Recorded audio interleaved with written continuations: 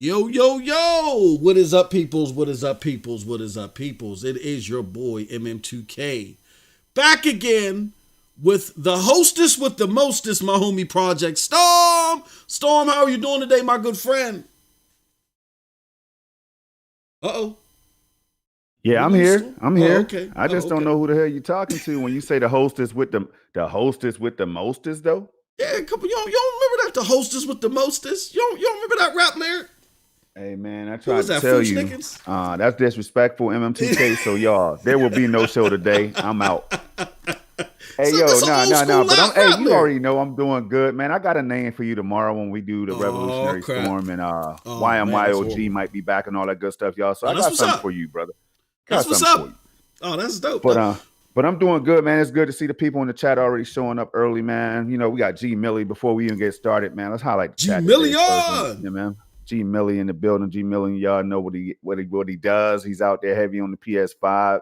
You know what I'm saying? The brother plays Stadia as well. Has a Series X as well. Man, what's up? Y'all know who it is. Sean L is in Absolutely. the house, man. Eddie Player One is all the way over here Eddie from Player over One. at Chase's stream, man. I just stopped by there myself, show some love over there. You know what I'm saying? Uh, Good to see you up in here, Eddie. We got Nakanu. Don't say anything important yet. It says Stick watching ads on the way in. He said stuck watching ads on the way in. Sean said, I'm dead. So, yo, Christian Woods in the building. Hey, y'all, we're about to have another fun one, but I'm gonna let MM2K take it back over. Absolutely, man. We got some good topics.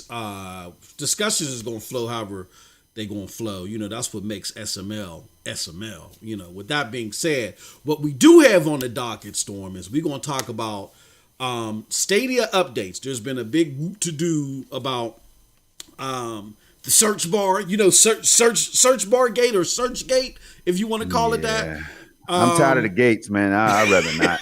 I'm tired of all the gates. I know, but it tickled me fancy a little bit because I was having some fun discussions on Twitter about it, and it is so silly and ridiculous but I figured I wanted to get your perspective definitely and give it to the people on that. Also, the Outriders patch is out. And this is what I'm going to do. I got a little special surprise for y'all in regards to this Outriders patch because I tried it last night. I feel a certain way about it, and we're going to try it again. You know what I'm saying? So we're going to see. We're going to talk about that. Then, if y'all missed it yesterday, I reunited with my good brothers, the Broadband Bullies. And we had a hell of a show last night. A lot of fun. It was fun cutting it up with them again and getting into our hijinks, but also talking about relevant gaming news from the mainstream gaming perspective. I know that we within the cloud community, we have a lot of discussions and we give our perspectives of what's going on the mainstream scene, but it's always good to go to the mainstream and to talk about the mainstream scene. So I went back last night. We had a great show, and I wanted to bring a lot of that back here and continue the discussion here. And there's a whole bunch of stuff we could talk about. I know Storm got a lot of things on his plate that he want to bring up, particularly the hostess with the mostest. But Man, hey, cut that out, man. Cut that out. With that said, we're going to get into I'm telling you now. It's going to take us 45 minutes to get into the show, man. I'm telling you. With that said, let me pay the bills real quick, and then Storm, we're going to get into what you've been playing. So today, we're airing SML Podcast. This is the show that is hosted by Project Storm and myself. We air this every Saturday, 11 a.m. Eastern Standard Time, either on this channel or Project Storm's channel. So definitely, you know what I'm saying? You got to follow both channels to make sure that you don't miss a single episode. So do us a huge favor. Tweet this out. Let everybody know that we are here, that we are live. All right. Also, on Sundays, now we got a series of shows happening on Sunday. Matter of fact, according to what Storm just said, it sounds like that Yang Meets Yang of Gaming might be coming back this Sunday. So that is a show that is hosted by Project Storm, Snow Bunny Gaming, and Rome Rush, the homie Rome Rush. And they talk about all things gaming from a gamer's perspective. Check them out, 2 p.m. Eastern Standard Time on Snow Bunny Gaming's channel. But even before that, There's also the Revolutionary Storm. Now, we're happy that's back, so definitely kudos to them. That is a show hosted by Project Storm, by the homie Stadia Rev. I don't know what channel it's going to be on this week. Which week is it? It's going to be on Rev's channel at 11 a.m. Eastern time, y'all. Awesome. Eastern time. Awesome. Also, Stadians, check us out. We're doing our inaugural episode of the Stadia Stats Show. The numbers show for Stadia really is the official name, but it's the Stadia Stats Show. It is the show that is hosted by Jack Deslip. I'm there for support, for supports and oohs and ahs, but that is the Jack Deslip show that is premiering tomorrow on Stadia Dosage, and he's going to go over all the Stadia statistics, go over some surprising numbers that you might find, and we're doing giveaways. We're giving away 2 premiere bundles during that show. That is going to air 3 p.m. Eastern Standard Time this upcoming Sunday, which is tomorrow. All right, so those are all the shows happening on Sunday. On Wednesdays, there is SSC Podcast. That is a show about all things Stadia, the show hosted by Project Storm and myself again. Join us there, 1 p.m. Eastern Standard Time on Wednesdays. Thursdays, we have the Commission Podcast. That is on... It's not on hiatus. It's just we're trying to figure out the schedule right now. But when that airs on the MM2K channel, 8 p.m. Eastern Standard Time. We got special guest lineup, and we might have a few surprises. Me and Storm were talking behind the scenes, so definitely stay tuned to that, the Commission Podcast. That is it. For me, I'm going to shut the hell up, and I'm going to turn it over to my good friend, Project Storm, to let you know what he's been playing last week. All right, so Charles, real quick before we start, Charles wanted to know which tier gets you into the Wednesday SSC after show, man. It is the prescription tier. So definitely, we did do the last few episodes, we gave it to everybody. But starting this upcoming episode this Wednesday, you want to be part of the prescription tier. Oh, I'm good. Storm? Oh, okay. Yep. Oh, yeah, all right, I'm here. Turn it over to you, good brother. Now it's time to let the people know what you've been jumping into this week. Man, I'll tell y'all right now. PUBG, I tried to get back out there, get some dinners on PUBG, y'all, on Stadia. It's not going too well. I used to get solo dinners like every other game, man, at one point. You know what I'm saying? But it's so hard to get a solo win right now these days. Everybody's getting good at the game, I guess, man. You know, cross play. You got people doing super fantastic stuff on Xbox or PlayStation or whatever, man. So we're playing it with those guys, which is cool, by the way, because that's a hell of a feature to have. But, man, some of these kills these guys get, I don't know how the hell they pull them off, man. It's hard for me to do the things that they do sometimes. But that's no excuse. I've been heavily playing that recently, man. I'm probably going to boot up a stream today because I got to get that dinner, man, or else I might just end up retiring to the Hall of Shame, man. Now, MM, there's a reason you don't jump on PUBG, and now I'm starting to see why. It's just the reason, because it's too tough at times, man. Yeah. What's up with Clive? Clive ain't available? Who? Clive?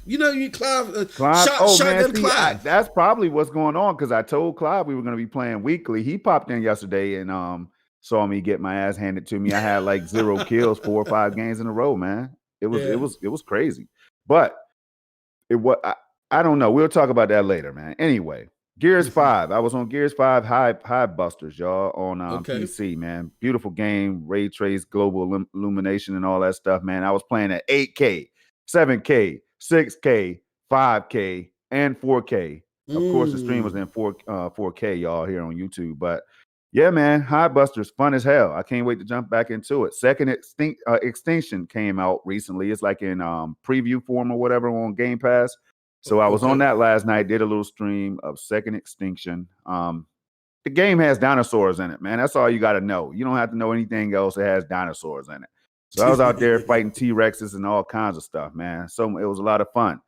The game doesn't look that bad either for an early access build or whatever, or a preview build or whatever. It performs pretty well, I think. I just need a team of people that I can go in and really destroy dinosaurs with, but that's a different story too.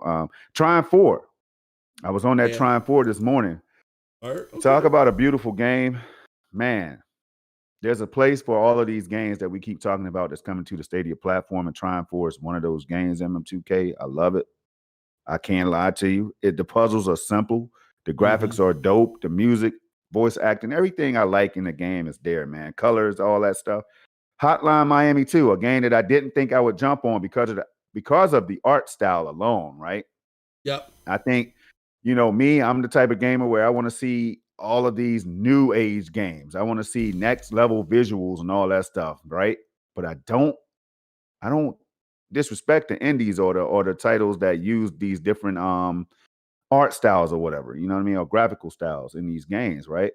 That game is kind of fun. I'm not gonna lie to you. It was a fun game, man. Being able to get some weapons or whatever, and blasting fools and stuff like that with shotties, and picking up a knife or whatever off the floor. It was fun, man. So I see why the fans actually appreciate that one. And then Outriders. Yeah, but we'll talk about that a little later. Yeah, we'll talk about that later. Yeah. What's that, old JC? I'm in the old school hip hop mode. See, Storm didn't appreciate the hostess with the mostest, so I'm gonna drop that. But who was that? Was that JJ Fat? Yeah. Oh yeah. I remember that. But remember that one? Just go host with the most, or I don't know. I mean, I'm a host. I don't know. Just keep it simple, man. Project Storm. You know what I mean? Co-host of everything. You gonna be the only host with the most. You gonna kill me, brother. Stop it, man. Oh man, nah. Storm ain't having it. But shout out to my brother. Yeah, we gonna talk about that Outriders, man. We definitely gonna talk about that Outriders. Is that it, Storm? Is that pretty much the gist of? I mean, there's others, but hey, who cares about those? You know what I mean? I got you. Well, for me, I had a very interesting week. Just one of my more productive weeks. I got to be honest. I got to speak truth to light, Storm. Let the people know I have sinned. Shout out to Charles Aran for becoming a member, man. Thank you, Charles. We appreciate you and appreciate your support, man. You've been one of the original supporters of this platform since day one. Oh, man. hell We appreciate you. Thank you so much, good brother. Always dropping those dimes and giving us that knowledge. Live on air at that. Storm, I was playing a lot of games this week. For me, that's for me. What? Yeah, I was playing a lot of games this week. For me. And I got to be honest with the people. Yesterday, I was supposed to drop a video.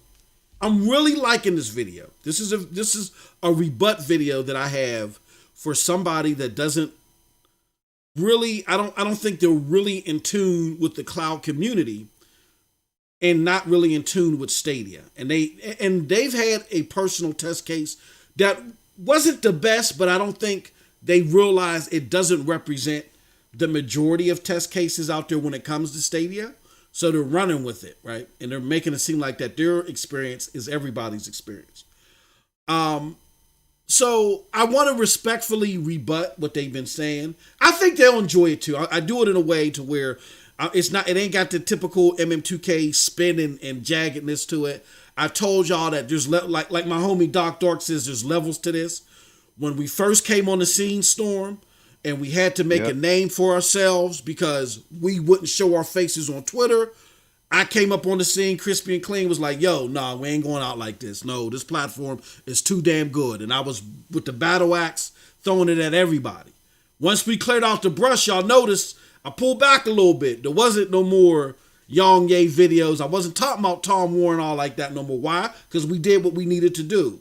We cleared out the brush, we made a name for ourselves, and we just strategically went after false articles, false things, but we didn't go at everybody.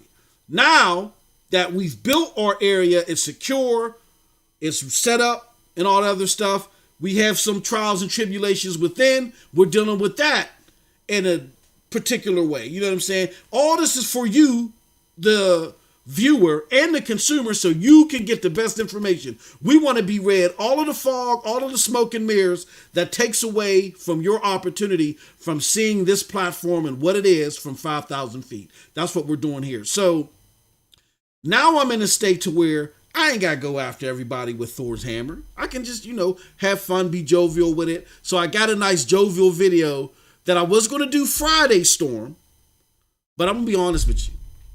I just want to play some damn games. I got tired of doing all this damn work and hardly playing any games. So I went on a game fest. I got several videos. I played Madden again. All this in one day, Storm.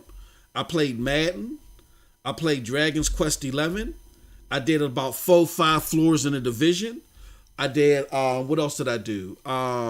Played Ease 8 and did Outriders. I felt like Project Storm yesterday. So because of that, hold on, I'm trying to write them all down. You said Madden. I did Madden. Dragon Quest 11. Dragon Quest 11.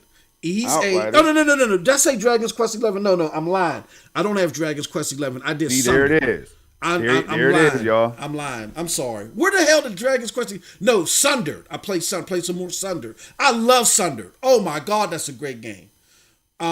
Sundered, Madden, Ease 8, Outriders, and Division. See, because I'd be watching your achievements. You know what I'm saying? Oh, I know you do. I don't watch King Thrash Jr. Shout out to the homie King Thrash now. But nah, yeah, brother. I woke up. I was like, yeah, I'm gonna finish this video, but it's gonna take me a couple hours. And I looked and I said, no. I had to take some me time, play some games, man. Enjoyed the hell out of those games. So that's what I got into last week. With that said, I think it's time to get ready to get started on the show. Get into these fiery topics because a lot of people have been talking about them. First and foremost, let's get into the Stadia updates, Project Storm. I want to get your thoughts on this. So Stadia dropped updates about. We'll talk about the search bar in a little bit, but they did stuff about the graphic user interface to where. They align the thumbnails somewhat differently, and now you can filter through thumbnails.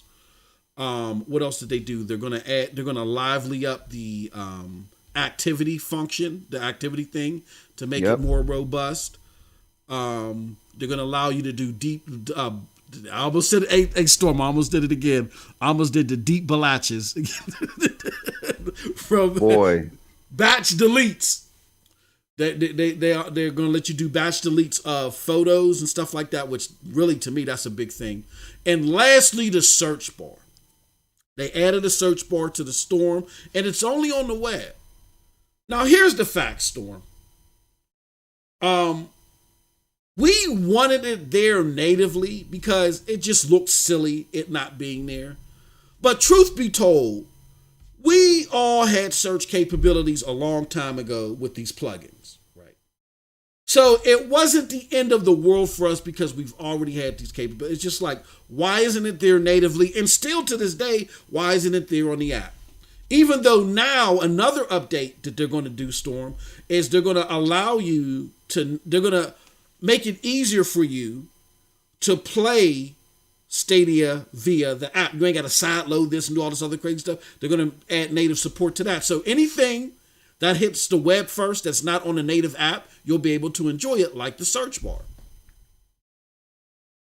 But then you saw the internet storm go buck wild. Stadia, the parent company Google that made searches, they don't have Google, this, that, and the other. Like it was the end of the world. Yeah. Storm, what do you think? What did you think about that minor backlash about Stadia not having the search bar? I mean, it might surprise you, but I am 50-50 on it because you think about something as simplistic as a search bar, you think that it would be there when you're talking about a Google platform or whatever. So I understand what those people are saying. We already knew that the haters was going to come out in full form or whatever and be like, what? Yeah. No search bar. They haven't had anything to really talk about since SG&E. So, the search bar thing, you got to give people something to talk about, MM.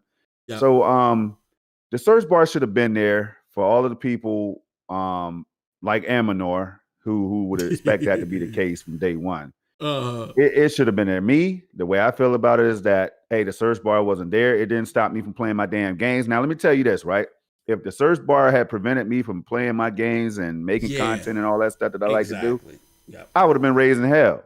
But I could scroll down, find my game. That's just me, right? But I can understand how it might upset somebody like an Amanor again, who would love to just type in and find their games or whatever. Like, just think about it now. You got to be able to type in when you have access to over 100 games. I hope all of you out there that's mad about that feature had access to a lot of games that require that search feature. You know what I'm saying? Exactly. I just thought about stuff like this, and we'll be talking about this, man. It's a hot topic, so we'll be talking about it. Rev and I'll be talking about it tomorrow as well. Absolutely. Because it's just one of those things that, again, it should have been there, so you can't be mad at the people who are mad about it. But at the same time, search bar though. Yeah. That's how I feel. So MM2K, that's how I feel about it. We talk about YouTube streaming that came, right? Yeah. We're talking about state share coming to more games. Stream Connect, you know what I mean, being added to Outriders, and we'll talk about Outriders later. Stay tuned. Don't go anywhere for that discussion. Don't go anywhere for that But I'm saying these are things to really, I think, to raise hell about. Search bar, not so much, man. I got you. No, I'm going to surprise you right back, Storm. I totally agree with everything that you said. It was silly in my mind not to have the search bar from the get-go. But I understand why they did it. You know what I'm saying? It's just that I get where there's concern about stuff. I say this to my kids all the time. I get when there's concern about stuff, but you got to sit, pause, and really think this out. I'm not saying Stadia didn't think this out. I think they did, but I think they underestimated the reaction to it, and how it could have somewhat of a negative impact. If you keep having these little instances to where it has these little negative impacts here and there, then this mirage of what your thing presents becomes prominent instead of exactly what it is. So again, it's just a search bar. It's silly. It'll fade over. But at the same time, as a company, you want to be a little bit more cognizant of it. I think that the way they rolled the search bar out on Twitter, they should have said it differently.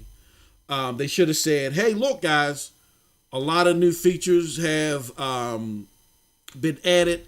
Search function's been added to the store. If they would have said it like that, Storm, played, you know what I'm saying, played a little twisted with the words, these haters would have never knew what was going on, because they don't even know 5% of what's going on with Stadia. So they could have worded it differently to where we would have been like, oh, ooh, cool, search bar. But then a lot of the haters would have not been on that, and Stadia wouldn't have been in another situation where it's trending or close to trending because it's being ridiculed. That being said, here's why I think, Storm, that they did that. And shout out to the homie C-Truth of GSN. He helped me realize this as well. I always knew that the reason, well, no, I don't want to say I knew, but, and I want to shout out Lloyd from Nerdnest as well, because I got this notion from him, and to me, it makes a lot of sense. He said, when asked by Bill one episode, why isn't the Stadia search thing there, Lloyd? And Lloyd said, well, I think it's because, imagine you are new, you're an Amunar, you're new, you love Stadia like Amunar, you're like, oh, this is a cool experience. I wonder what's on here. Call of Duty, no results. Yep. Fortnite, no results. You know what I'm saying? At the time, yep. Madden, no results. You see what I'm saying? To where now, I did a video on this not too long ago. 80% of the games that make NPD, the newer multi-plat games that make NPD, 80% or more, Storm, are now on Stadia. So now, when someone does a search, they're going to look most likely for a new game, and there's going to be a result. Now, here's where I give a shout out to C-Truth. C-Truth put this out there and showed it to us. Now, when you select a game, and if it's not there, they give you a recommendation of a game that they do have that's like it. Damn. I think that's slick. That is. I think that's pretty slick. So that is. I get why they did it, Storm, but I'm with you. There still should have been a different way to handle it. Like, maybe add the search function to your library. and not add it to the store yet. And then you could just say, now we've added the search function to the store. You know what I'm saying? So I don't know. Any Yo, I'll final tell you thoughts on this that? real quick. Yo, it's good to see it there. Yeah. Because I didn't have to type in Player Unknown's Battlegrounds for one, man. I could just hit PUB, Player Unknown Battle. The game pops up, Yeah. PUBG pops up right there, and all the Absolutely. DLC and everything for it. So that is cool to see it. And we know this is Google. Again, we're talking about Google. They have all kinds of stuff, predictive text and all these other key features that makes Google what it is, and Gmail and stuff like that, right? So you're gonna see those. Now, I don't know if anybody else in the chat did this, but who else was out there like me typing in games like Chorus and Far Cry 6 and stuff Yeah. like that to see what you might find, and I couldn't find a damn thing. So they were on it. You know what I'm Uh-huh. saying? They had to make sure that they didn't throw any of those secret games up in there, because then people would have ran with that. Like, yo, Far Cry 6 coming tomorrow. Yeah, It's in the search. exactly. You know what I Yeah. mean? So Yep. I like it, man. I like the fact that it's there. People will be happy now, especially all the new users, because this is year 2. Year 2 is going to be kind of like a pivotal year, in my opinion. This is going to be Mm-hmm. the show improve, not make or break, but show improve Show year. improved. Yeah, So as exactly. games Yeah. come out, you can now add those other third party, like a Resident Evil 8 or Village, that'll be in there next week.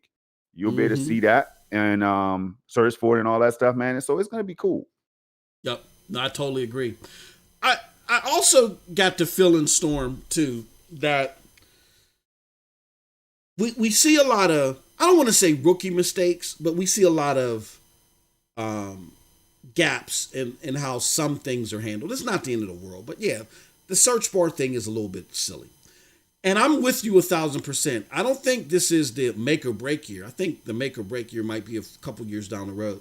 I think that it's the show and prove. It's to say, okay, we got our feet wet. Now we're going to start showing you more and more of what this platform can do. And that's why you're starting to see a lot better year so far than we've seen in 2020, right? Yeah. I still think, now I always use this, the data collection phase, and I said it was like 18 months long and all that other stuff. Those were my projections, because normally when you're launching something and you're trying to go full steam ahead, the normal inclination is to the first 18 months is you're in the testing phase, then boom, boom, boom, boom, boom. And maybe Stadia is at a slower pace than that. I mean, Jack Buser did say before launch, we realize that it's going to take a few years for people to try this platform the first time, then come back later and say, oh, this thing is vastly improved. And I think that still remains true despite SG&E closing down. The platform is still the technology is still the technology, and the technology still has to grow. And games still have to come aboard. So SG&E, which I don't think was all of the games that they were going to put on here in the future. I still think a large amount of those games are still coming, and therefore we still got to give this thing room to grow. So we're starting to see more hires being put out there, more jobs being put out there. Even the day, I always got to go back to this, even the day that SG&E was let go, they hired for integration between Stadia and YouTube. They put out a job for that. It seems like that their messaging is a lot more focused. You know what I'm saying? It's a lot more focused now. That's indicative to me that they either got new management behind the PR reality, or they got outside help, or whatever the case may be. So, and that's only going to grow. They also put out a job out there for a community manager. You know what I'm saying? Shout out to Grace. Grace got promoted. You know, shout out to her. We love Grace and Chris. You know what I'm saying? So there's just so many things happening. And I think this is a build up to what you've always been saying, Storm Stradamus. This is a build up to something bigger and better. Any thoughts on that before we move on? Yeah, I just want to go. I don't know if there's a trademark on Stadia Portal, but we're going to go back. We're going to go through the Stadia Portal real quick, back to what John Justice was saying, y'all, just to talk about. And we have to bring this up because, sometimes people forget these things, right? But he was saying that they are, like you said, they're focusing on more games, man. 400 developers or whatever was the number that he threw out during that Escapist interview. Yep. When they talked about the new tech and all that stuff that we recently have been covering when we talked about Argos, the Argos chip that they're going to be using primarily for making YouTube uploading and stuff like that better for YouTube creators and stuff, right? So there's so much, man, that's starting to take motion now. John Justice did say that they won't be announcing anything big like features from now on, or like tech related upgrades and stuff like that. But he did say that those things are happening. They're in motion. So I just wanted to remind people of that kind of stuff, you know what I mean, who might have been thinking like, what is Stadia really trying to do? You know, we have to see it right now. Everything that they're saying they're going to do, they're getting it done. It might not be at the time frame that we want it to happen all the time, but they're getting it done. That's all. They're getting it done. And again, we don't want to get ourselves in the habit of, oh, well, I don't want to believe Stadia said it, because there's this website out there that's called Google Graveyard, and it's, you know, it pulls at my heartstrings. We don't want to get into that mode where we believe everything that a Phil Spencer says. We don't want to believe anything that's said over here on this side. You know what I'm saying?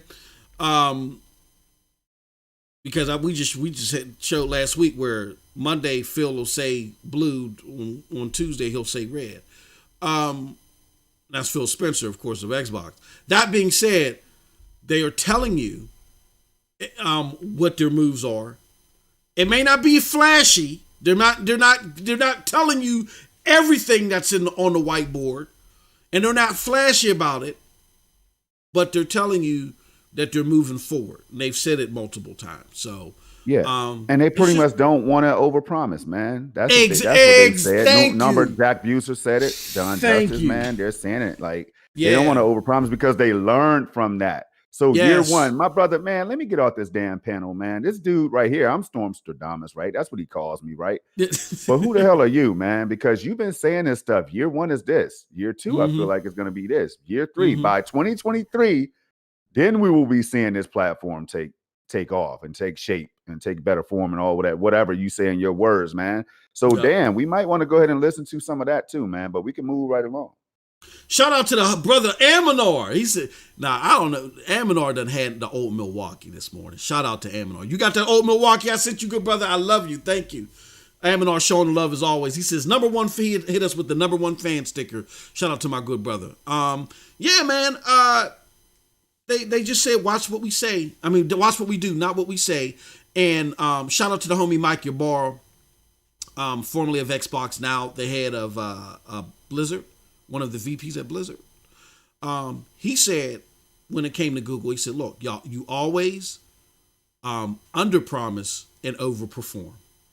And it looks like that Ybarra words may have transcended over to another building over there in Google. You know what I'm saying? So, good stuff coming, a lot of great stuff happening. And again, I think we're just seeing them mature to a better platform, and they're going to make stumbles along the way, but it is what it is. And that's what happens. It's a very difficult and very picky occupation to have, to be within gaming. So, you know, there's going to be trials and tribulations. With that being said, still great stuff to see all those updates. All right, let's move on to our special surprise. Our special surprise here at Stadia Dosage. Oh, Project Storm announced. He says, I can't lie. Returnal is looking fire, super hot. Fire to me. Yeah, man, read it again. Back your ass. Read it one more time. Golly. God damn it. Come on, man. It's Saturday morning. Damn. I mean, you ain't have no old Milwaukee yourself. I did. That's why I sent Aminar some. I sent Aminar. I sent him a 5-pack. I ain't sent him a 6-pack to cut one of them cans. Do it one more time. I can't lie. Returnal is looking like super hot fire to me at Aminar. Oh, don't give him no props. Don't give Aminar no goddamn props. Hey man, I have to give Aminar is giving us props before y'all. If you don't know who Aminar is, man, he's a PS5 heavy dude. You know what I'm saying? Exactly. But he shows love by popping up into the Stadia comment, the live streams and all the stuff, the shows that we do. He's in the community. He doesn't hate Stadia, man. I mean, I just had to show some love back. Absolutely. Now, with that said, and no, Aminar, we ain't seen it, and I ain't looking at it. I told you we moved on. We've elevated. You know what? I want to do this. Real quick. Shout out to the your boy Twiz. Your boy Twiz put out a video. I think he kind of slumped Yang Ye, like we say in the hood. He put his hat on his sleeve. Your boy Twiz did a video last year, really dissected Yang Ye and just asked him, like, what's your problem, bro? Like, you out here looking spooky. And Yang Ye, when it comes to his Stadia content or his anti-Stadia content, just ain't the same anymore. It ain't even fun picking on Yang Ye anymore. So ever since your homie, your boy Twiz slumped him. So shout out to your boy Twiz. Check him out. He got some great content. That being said, let's move on to our special presentation today. And yes, I let the cat out the bag. I said presentation. What am I talking about, Storm? All right. I don't know what the hell you're talking about. I can't wait to see. Outriders. Outriders came out the other day with a patch. No, yesterday with a patch. Yeah. The history of Outriders Storm is this game. It was earmarked for Stadia last year, but they originally said that it was coming later. Unlike Cyberpunk that just said later in the year, or no, within the same year. I don't think Cyberpunk ever used the word later. They just said the same year. They particularly said later. They said this is coming later on. After it releases elsewhere, then we're going to focus on the Stadia port and then we'll get it out to you. And when SG&E closed down, and then there was Stadia that came out there and said in the Google way that, hey, look, we are mimicking what we saw with Cyberpunk. So we're just going to be taking those assets basically and adding them to this to work with our partners. That's what a lot of us took it as, is we're going to be working with our third-party partners to enhance this platform. And that's what we're seeing. We started to see now Resident Evil pop out of nowhere with, yes, this is dropping dead date to everybody's glee. And then we heard Outriders go from we're launching this later to this is day and date. Stadia even went on a world tour with Square Enix talking about, yeah, man, this is the benefit. It's going to have a Stadia feature connect, Stream Connect and all this other stuff, right? And then the game came out, Storm. Go ahead. And the game came out. Now, when the game came out, to be fair, it didn't look the way that it was presented to us. I was disappointed by the aesthetics. But it played a lot smoother. I'm talking about at launch. It was like, okay. Yeah. I wasn't getting no rubber band and all the other stuff. And then I employed the trick of turning my G-Sync off. And boom, the issues that you ran into in the city, they were gone for me. Then it went down. This is what I want to... Then it went down, and it went down for everybody. Then it came back up. And when it came back up, my God... the game looked like doo-doo soup. There's another way to put it. Storm, let's talk about that first. Just what were your original thoughts on how this game launched and the fact that we went so long without a patch? Well, I can tell you it's not a big secret. I did a stream myself. I was so happy to get the game, man, on launch day. Yeah. And I had some issues with it. And to me, when I go back and look at it, and I still see it today, and I'll get into that later with more clarity in a minute, right? Yep. I still see that there seems to be some kind of like texture streaming or asset streaming problem or something like that, man. That has to be the case. Yeah. Because some people are saying, yo, the game runs smooth for me. Like, I noticed a little bit of hiccups. That's what some people are saying. And then as they play the game, they put like 15, 20 minutes into it. That stuff kind of goes away until you get back into that city or that hub or whatever, right? Then it might start again because now it has to reload a whole different area. That's what I'm thinking is the case, yo. I don't know if that's been confirmed or not, but I played a lot of games, especially on PC, and I see this happening even with the PC version. That's what I was going to say. I was going to add that later, but it happened yesterday. And you're talking about the Stadia version of the game right now. I'm talking about the PC version of the game right now. Okay. And I booted it up last night, and I said, okay, what I was looking for was smoother performance. I saw I got a patch or whatever, got the update, installed the whole update for PC, purchased the game on Epic Game Store or whatever, hopped in. choppy as hell. I mean, even I'm telling y'all right now, when you first boot the game up, if you see that damn bird or that dinosaur or whatever creature it is flying, right? You know what I'm talking about. People Can Fly has the bird or dinosaur flying, right? When you see that bird and that bird is choppy in any form or fashion, that game is not optimized properly. It's not ready yet. Because when I booted up on Series X, where it's always been running pretty damn flawlessly, except for crashing back to the desktop, not the desktop, but the dashboard or whatever. Except for that game has always been smooth on Series X. Yeah. So, and guess what? At the beginning, when it boots up, you don't see that bird. That bird is smooth the whole time. It's smooth the whole time. I keep calling it a damn bird, man. A dinosaur, whatever the hell it is, man. Yeah. I don't know, y'all, but hey, when it's smooth, you're going to have a smooth experience. If it's choppy, you're going to run into those problems that we're talking about right now. I figured that out. I played it on Stadia, PC, and GFN. Haven't played it on PlayStation 5, and the reason why I haven't done that is because the PC and the GFN experience to me was ghetto red hot. It's another old school hip hop. I'm in an old school hip hop mode, but it was ghetto red hot, meaning it was fire. It was good. And I can attest to everything that you're saying. The biggest thing, the problem that I saw, Storm, and I know there was some people that had some confusion with this, but whatever, that there's motion blur options in the PC version and the GFN version, because the GFN version is a catalyst of the PC version. And when you and shout out to Eddie Player One. I don't know if Eddie Player One's still listening. When I was playing, Eddie Player One was like, Moz. He was like the coach. He's like, Moz, turn that motion blur off. And I said, what? And I turned it off on PC when I was playing on PC. And a lot of the stuttering problems that I had, they were gone. Eddie could attest to that. He was there.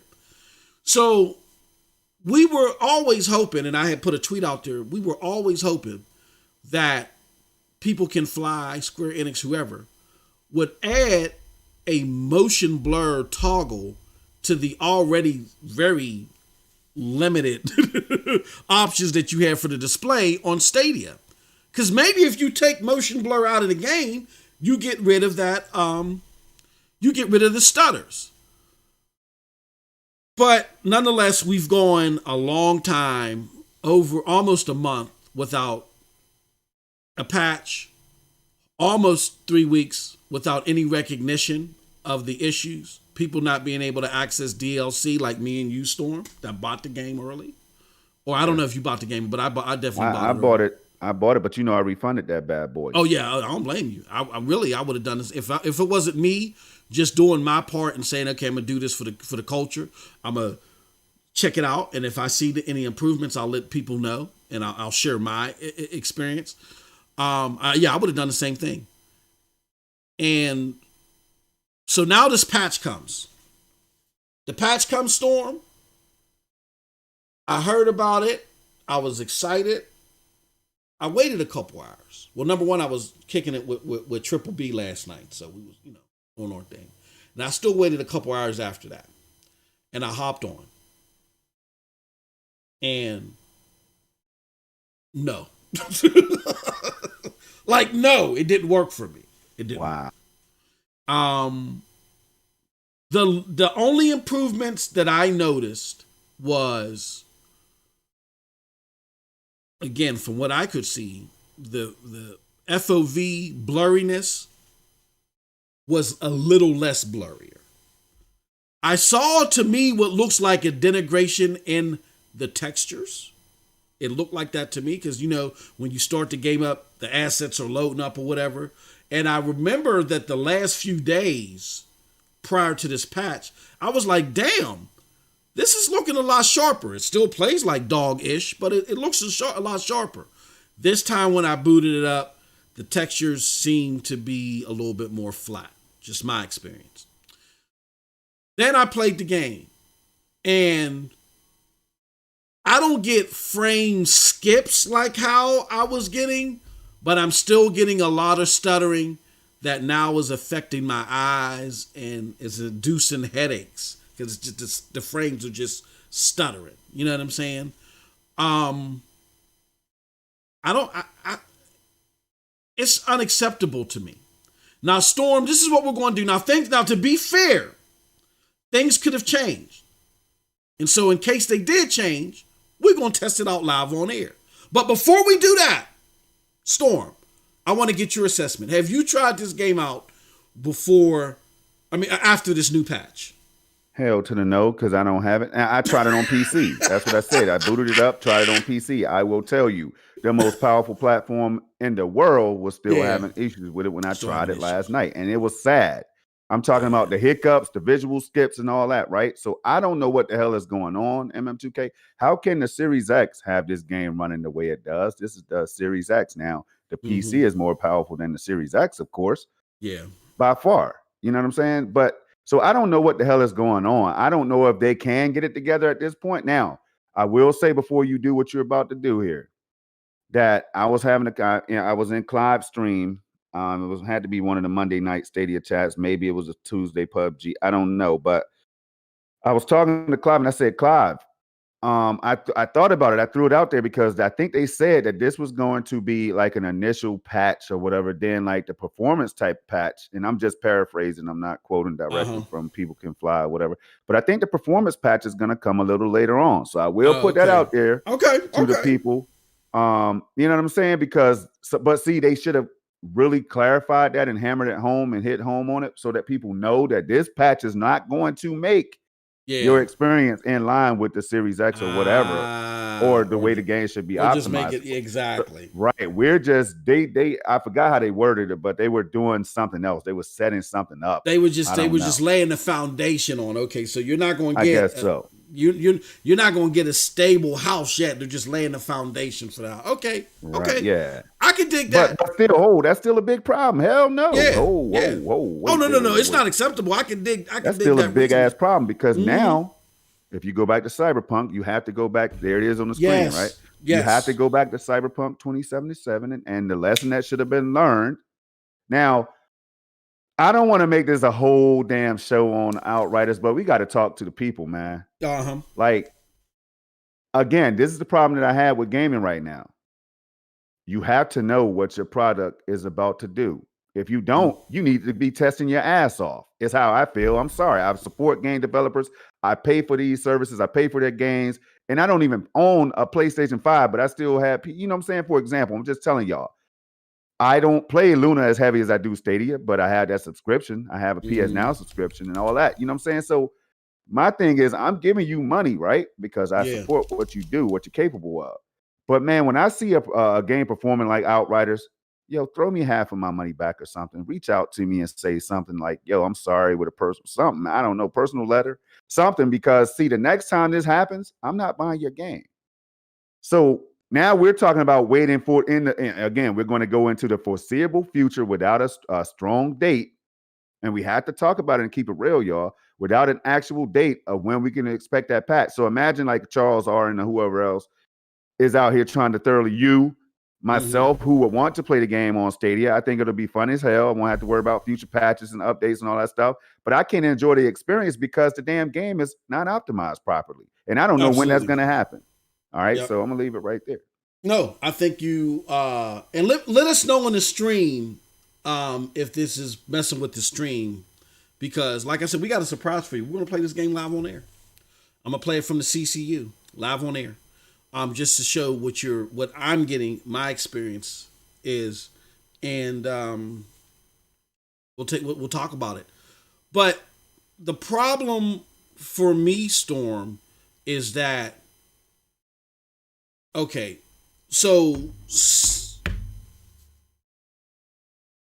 it seems like Square Enix and their studios have an issue with being able to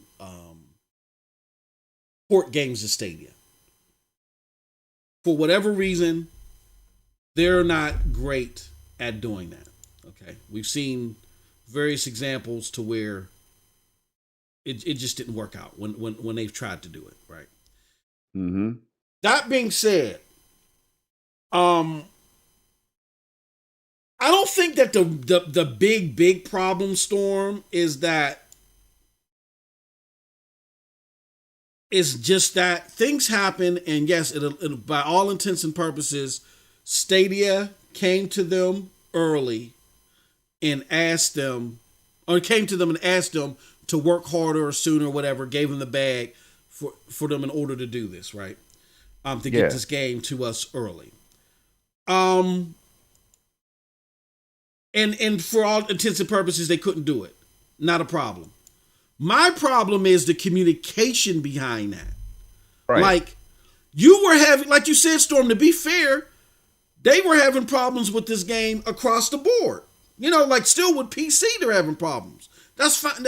And so the game is just having optimization issues everywhere. But everywhere let me say this else, real quick. Uh-huh. I was going to say this has nothing to do with our love for Stadia. We know what Stadia is capable of, y'all. That's why I did the stream. I was one of the first ones to try to keep it real with everybody out there about the performance of this game. Some people were like, I don't see it. Other people were like, Storm, maybe it's on your end. Something's going on, man. I keep thinking about that, right? When the whole time I was out here saying, yo, I know gaming. I know when a game performs well, y'all. I really do. Something's wrong. Save your 60. I would not recommend this to you right now if you're going to be, one of those people that if you cannot accept, if you can only accept greatness, then hold off is what I was saying. I didn't say don't buy it though, but I was trying to help people as best I could on that day because I knew something was messed up. Now here we are a month later, MM2K, waiting for that performance patch that's going to make this game play the way other games play, like Judgment and others on this platform. Well, and the problem is, okay, look, we know that it's poorly optimized elsewhere, and we can all surmise that, okay, maybe they weren't equipped to rush this plot. Maybe they should have waited a couple of months. You know what I'm saying? To fix out, to deal with the other platforms, then come to us. They just aren't equipped. Maybe if a group like Q-Lock was involved, which if I'm Stadia and I want these people to bring games over sooner, again, I hate to sound like I'm smarter than the billion-dollar boardroom, but maybe you partner with Q-Lock for these big AAA games and get them to work on them. Get somebody to work on them because people like Square Enix apparently needs help. But that's just the technical aspect. My problem with all this isn't really the technical aspect. It's the communication from Square Enix. Square Enix has pretty much said, y'all get it when y'all get it. Okay, we've recognized that we made y'all sit on y'all hands for a month. But y'all gonna get it when y'all get it. We know this is less than ideal. Right, you know what I'm saying? Man. I hope that's not the case, though. To me, that's... And shout out to Cloud. I thank you, Cloud, for clarifying that, yes, this is a patch to lay down the foundation, and then they're going to do a performance patch.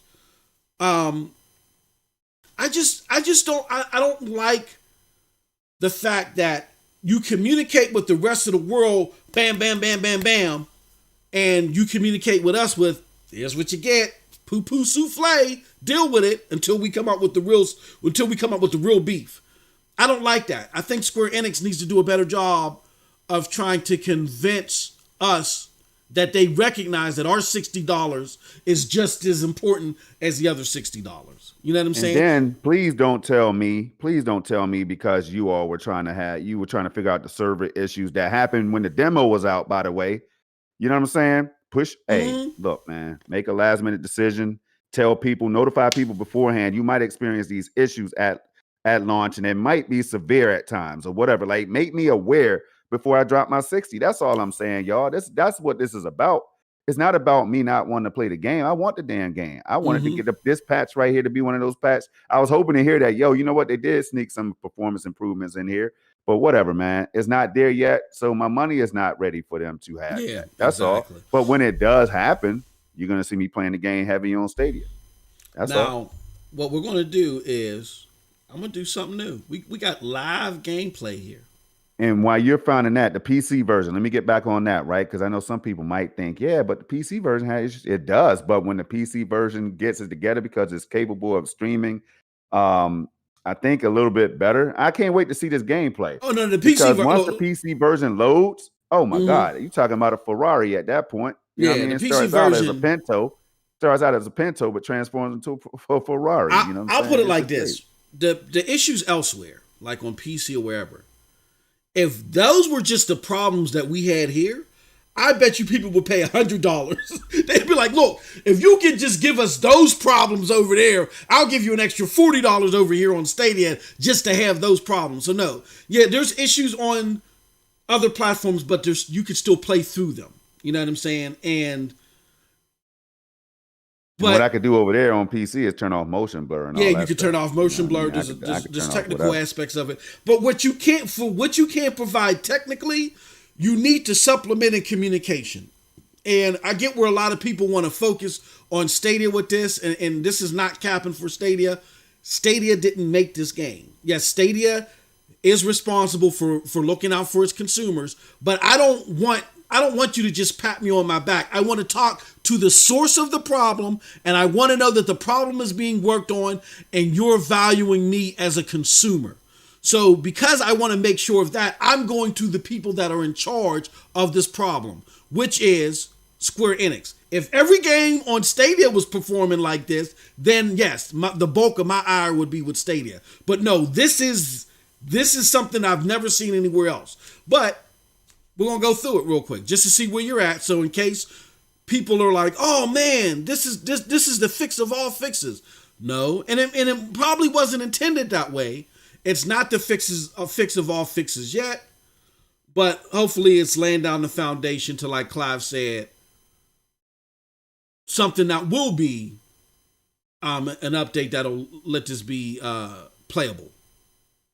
Because I'm gonna show you what I got right now, and to me, it's just not playable. But it will be a lot smoother transition, and it will be a lot easier for me to deal with if Square Enix was given the same care in communicating with us as they were with the other platforms. Let me ask you this: when you say it's not playable, do you want to correct that and say it's not playable at all times, or it's not at my expectation? Because see, I'm looking at others out there like Squid. Shout out to Squid and everybody that's playing, Clive and everybody that's playing the game, right?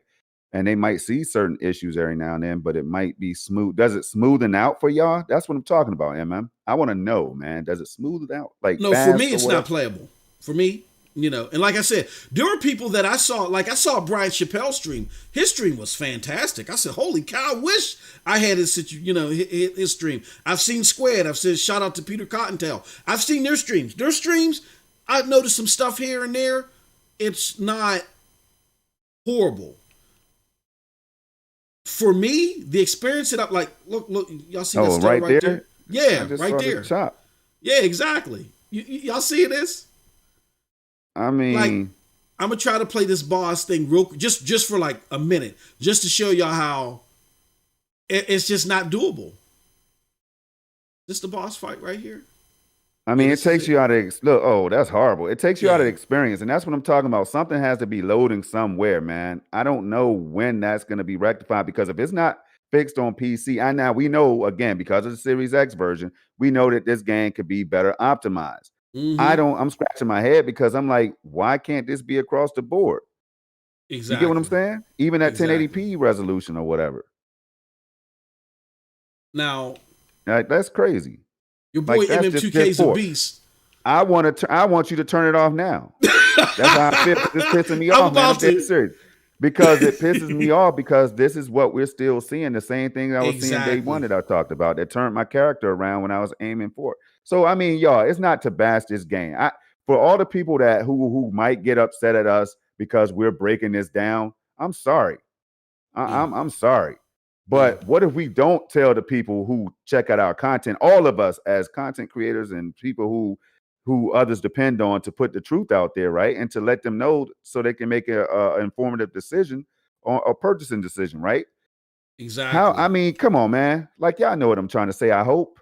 See, that's what it's about at the end of the day. You got my $60. You got my $60, so it's unacceptable for it to be.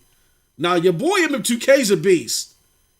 Now, I just killed, after all that muck, I still killed that monster. But I mean, killed that boss. But let me get out of here. Yeah, we got to turn this off. But The fact of the matter is, y'all, and maybe I shouldn't have turned it off before I got whatever he dropped.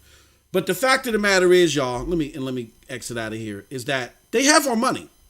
This is why I did that. They have our money. So it's great that they have the foundation out there. It's great that they finally came out with a patch. But the whole entire situation still ain't acceptable because you have my money and that's what I'm left to play with. So you have that money, but the game is running better on the Xbox Series X and elsewhere. And here's the kicker, Storm. It's running better there. It's playable. Well, let me rephrase this. When I say playable, I'm talking about across the board.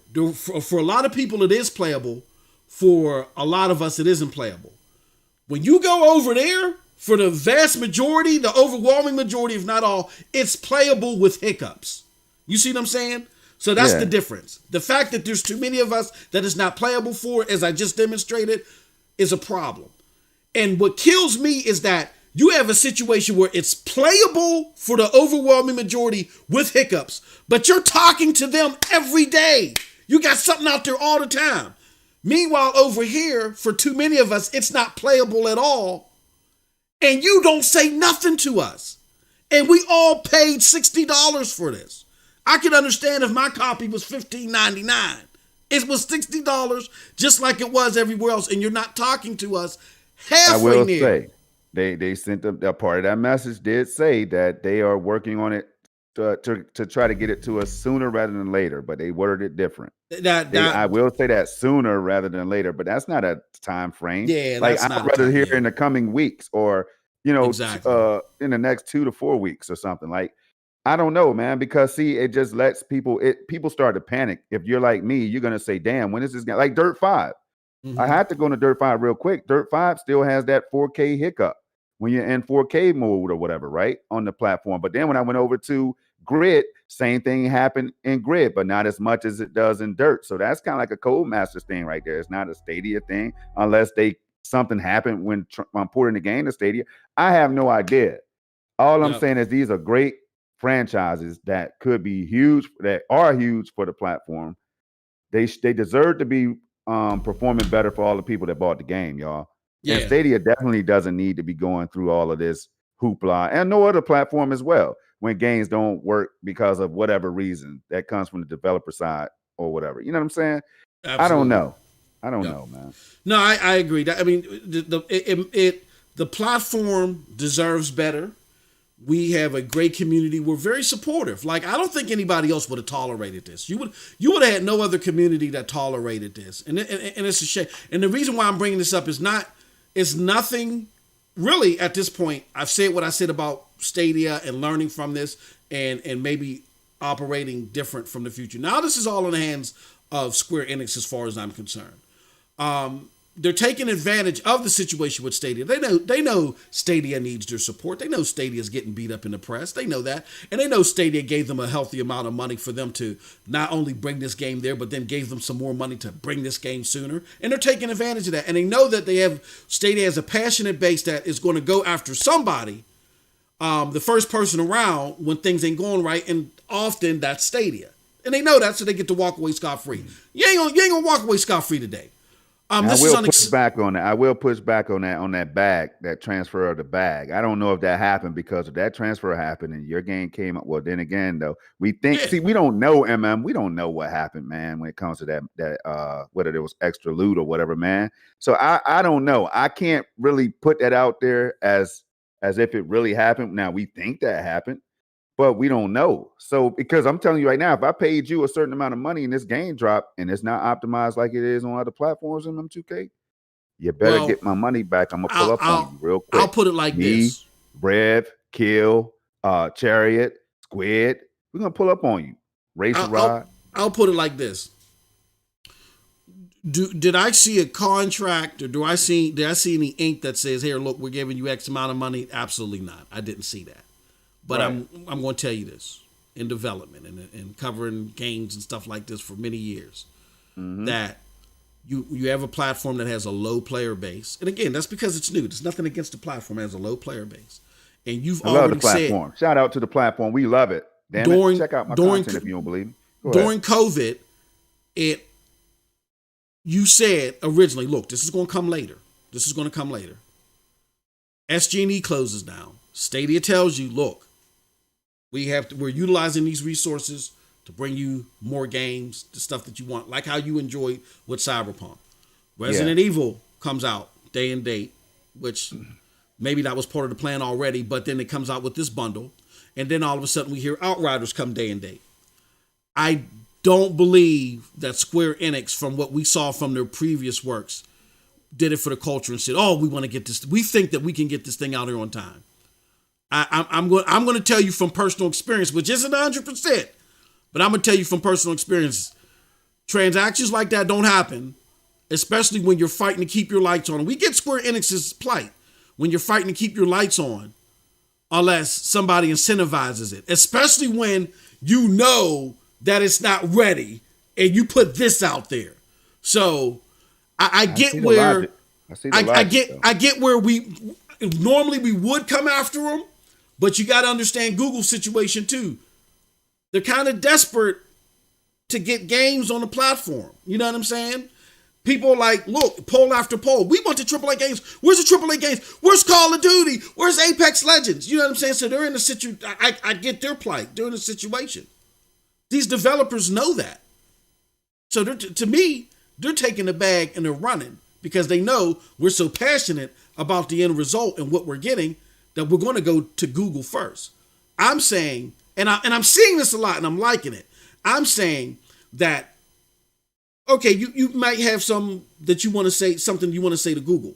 But I'm telling you, at the root of the problem is Square Enix here. And I want to see a lot more sympathy, empathy in their communication, like where I'm seeing elsewhere. Because our $60 is no less than the $60 across the street. That's all I got to say. Right. I don't disagree.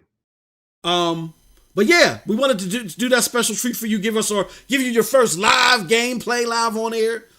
And like Storm said, we don't want to make this the whole. It wasn't in 4K though, so you know it was crispy and all. It was crispy and all that, but it wasn't no Project Storm 4K. And I've been having issues, so I got to shut the hell up. I got to figure out what's going on with my setup, y'all. Something janky is going on with the with just keeping the bit rate as high as it normally is. I don't know if it's a Streamlabs OBS thing or whatever, but I'm working on that. You can't tell the difference though. You can't tell the difference, brother. It's still the Between crispiest gameplay. I'm talking about when you look at your videos. It's still the crispiest gameplay out okay. there. I appreciate that, man, because I worry about stuff like that. It made me want to just start dropping a whole lot more 8K videos to make up for it. You know what I mean, like recordings and stuff. Yep. But anyway. Yeah, we can move on. Stadia Rev said, I heard my name, what I do. No, you dropping a revolutionary storm tomorrow, good brother. We pulling up on you.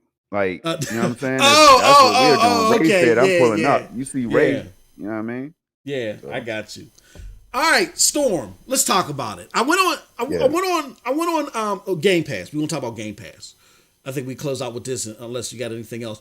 I went on, did I miss a super chat? No, I didn't. Okay. I went on Broadband Bullies last night. Yeah, shout out to all of them, Z and everybody, man. Shout out to them, man. Them crazy mofos. We went out there. Now, for those of you that don't know who the Broadband Bullies are, that's the team that cultivated me, that brought me on the scene. You know, my homies. You hear me talk about them at the end of every video. PNTS is the network that me and Storm and I are with, Snow Bunny are with, and we're a bunch of content creators that create games and gaming content and streams and things like that. Broadband Bullies is my crew. You know, we kick it, we doing the thing, you know what I'm saying, talk about the console wars and all the other stuff, you know, and there's a network over there as well. So I'm everywhere. That being said, Broadband Bullies is the entrepreneur of the Broadband Bullies. The founder is NextGen 720. If you don't know him, then you might be new to the game. NextGen 720 is the godfather of all Xbox YouTube content. He was the first one out there doing it. And when it wasn't popular to talk about Xbox on YouTube, he was fighting a good fight. Created a lot of enemies because of it, but he didn't care. Had the most entertaining content out there. A lot of people grew up on Next Gen 720. A lot of people, like the homie Nethos, the Halo King out here, grew up on this content and ended up becoming a broadband bully himself. So we talk about a lot of console versus console numbers, statistics, mind share, things like that. We have a lot of fun doing it. If you heard of the group BGST, that was Crap Gamer, Mooch, Next Gen 720, Tim Dog, and other people were here and there within the group as well. Showstopper. Broadband Bullies was born from that original movement. All right. Now, that being said, that's where I was at last night. We were chopping it up. I ain't been there in a long time because of scheduling conflicts, but I was able to make it yesterday. And Z wanted me to give my perspective and to talk about Game Pass because he noticed that I've been out here, along with others, talking about, Game Pass is a great deal for a lot of gamers. 23 million of them, to be exact.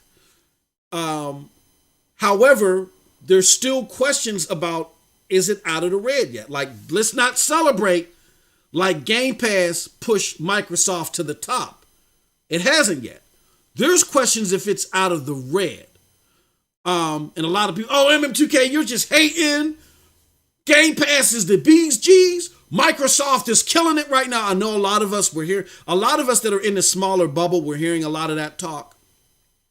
And we're hearing it because I know a lot of us have become new to the scene because of Stadia. And we've gone on from Stadia to other platforms and we're enjoying gaming elsewhere, and that's cool and that's fine. But I think a lot of our inclinations about what's going on the mainstream front may not be a holistic picture. So the financials were released, Storm, of Microsoft. They made $15 billion within a year, a hell of a lot of money. Mm-hmm. But a bigger question came up, and shout out to Colin Moriarty. He has a show. He's a big, well-known figure that talks gaming. He's a PlayStation enthusiast who's in love with Game Pass, by the way. But he came out and he said, okay, Microsoft made $15 billion, but Sony made $25 billion. And he says, to me, that's alarming. Why is that alarming? Because Microsoft is putting so much effort in Game Pass. You're not seeing the effort being put into, extending Xbox Live Gold, like how Sony is trying to enhance PlayStation Plus. You don't really see them focused on hardware. You really don't see the software yet, even though they got the 23 studios. You don't see second party that's coming out here yet, like how Sony does with Returnal. Returnal's blazing the scenes yet. That's not first party, that's second party. So you really see Microsoft putting all of its eggs in the basket of Game Pass and introducing new people into the gaming scene via the Xbox Series S along with the X. And he says, if you take a look at when Microsoft and Sony went back and forth in a big year in 2018, Microsoft was just $6 billion behind. Sony had made $16 billion. Microsoft had made $10 billion. And he said, this is before Game Pass was even a big deal. Game Pass wasn't a big deal yet in 2018. It was still being laughed at in a lot of ways. He said, Microsoft is now throwing everything but the kitchen sink in there. 3,000 backwards compatible games, Game Pass, an entry-level way into next generation gaming. And now the gap has gotten wider. Sony made $25 billion in gaming. Microsoft made $15 billion. So now it's a $10 billion difference. And Colin Moriarty basically said maybe what Microsoft needs to do is still focus heavy on Game Pass, but you got to focus on getting content out there on a regular basis. Like, don't just keep telling us wait for Elder Scrolls 6 and all that other stuff. You got to get content out there regularly. Game Pass is a good thing, but it's not enough. He said if the gap is widening, it's not enough. Now, Storm, the reason why I brought this up is because not only because I talked about it there, but I've been saying this and people were like, oh, boo-hoo to you. But now you got other people that like Xbox that say, yeah, Well, Game Pass maybe isn't solvent yet. And maybe they do need to do a little bit more. Maybe Dustin Lingari of IGN said that. Said, Colin, you're bringing up good stuff. But I want to get Project Storm's thoughts on this because everybody knows where everybody else thinks about this. What do you think about Microsoft making 15 billion, which is a lot of money, but seem to be losing ground to Sony, even with Game Pass and the Xbox Series S being out there? Do you think Microsoft has something to be concerned about, and should they focus more on software?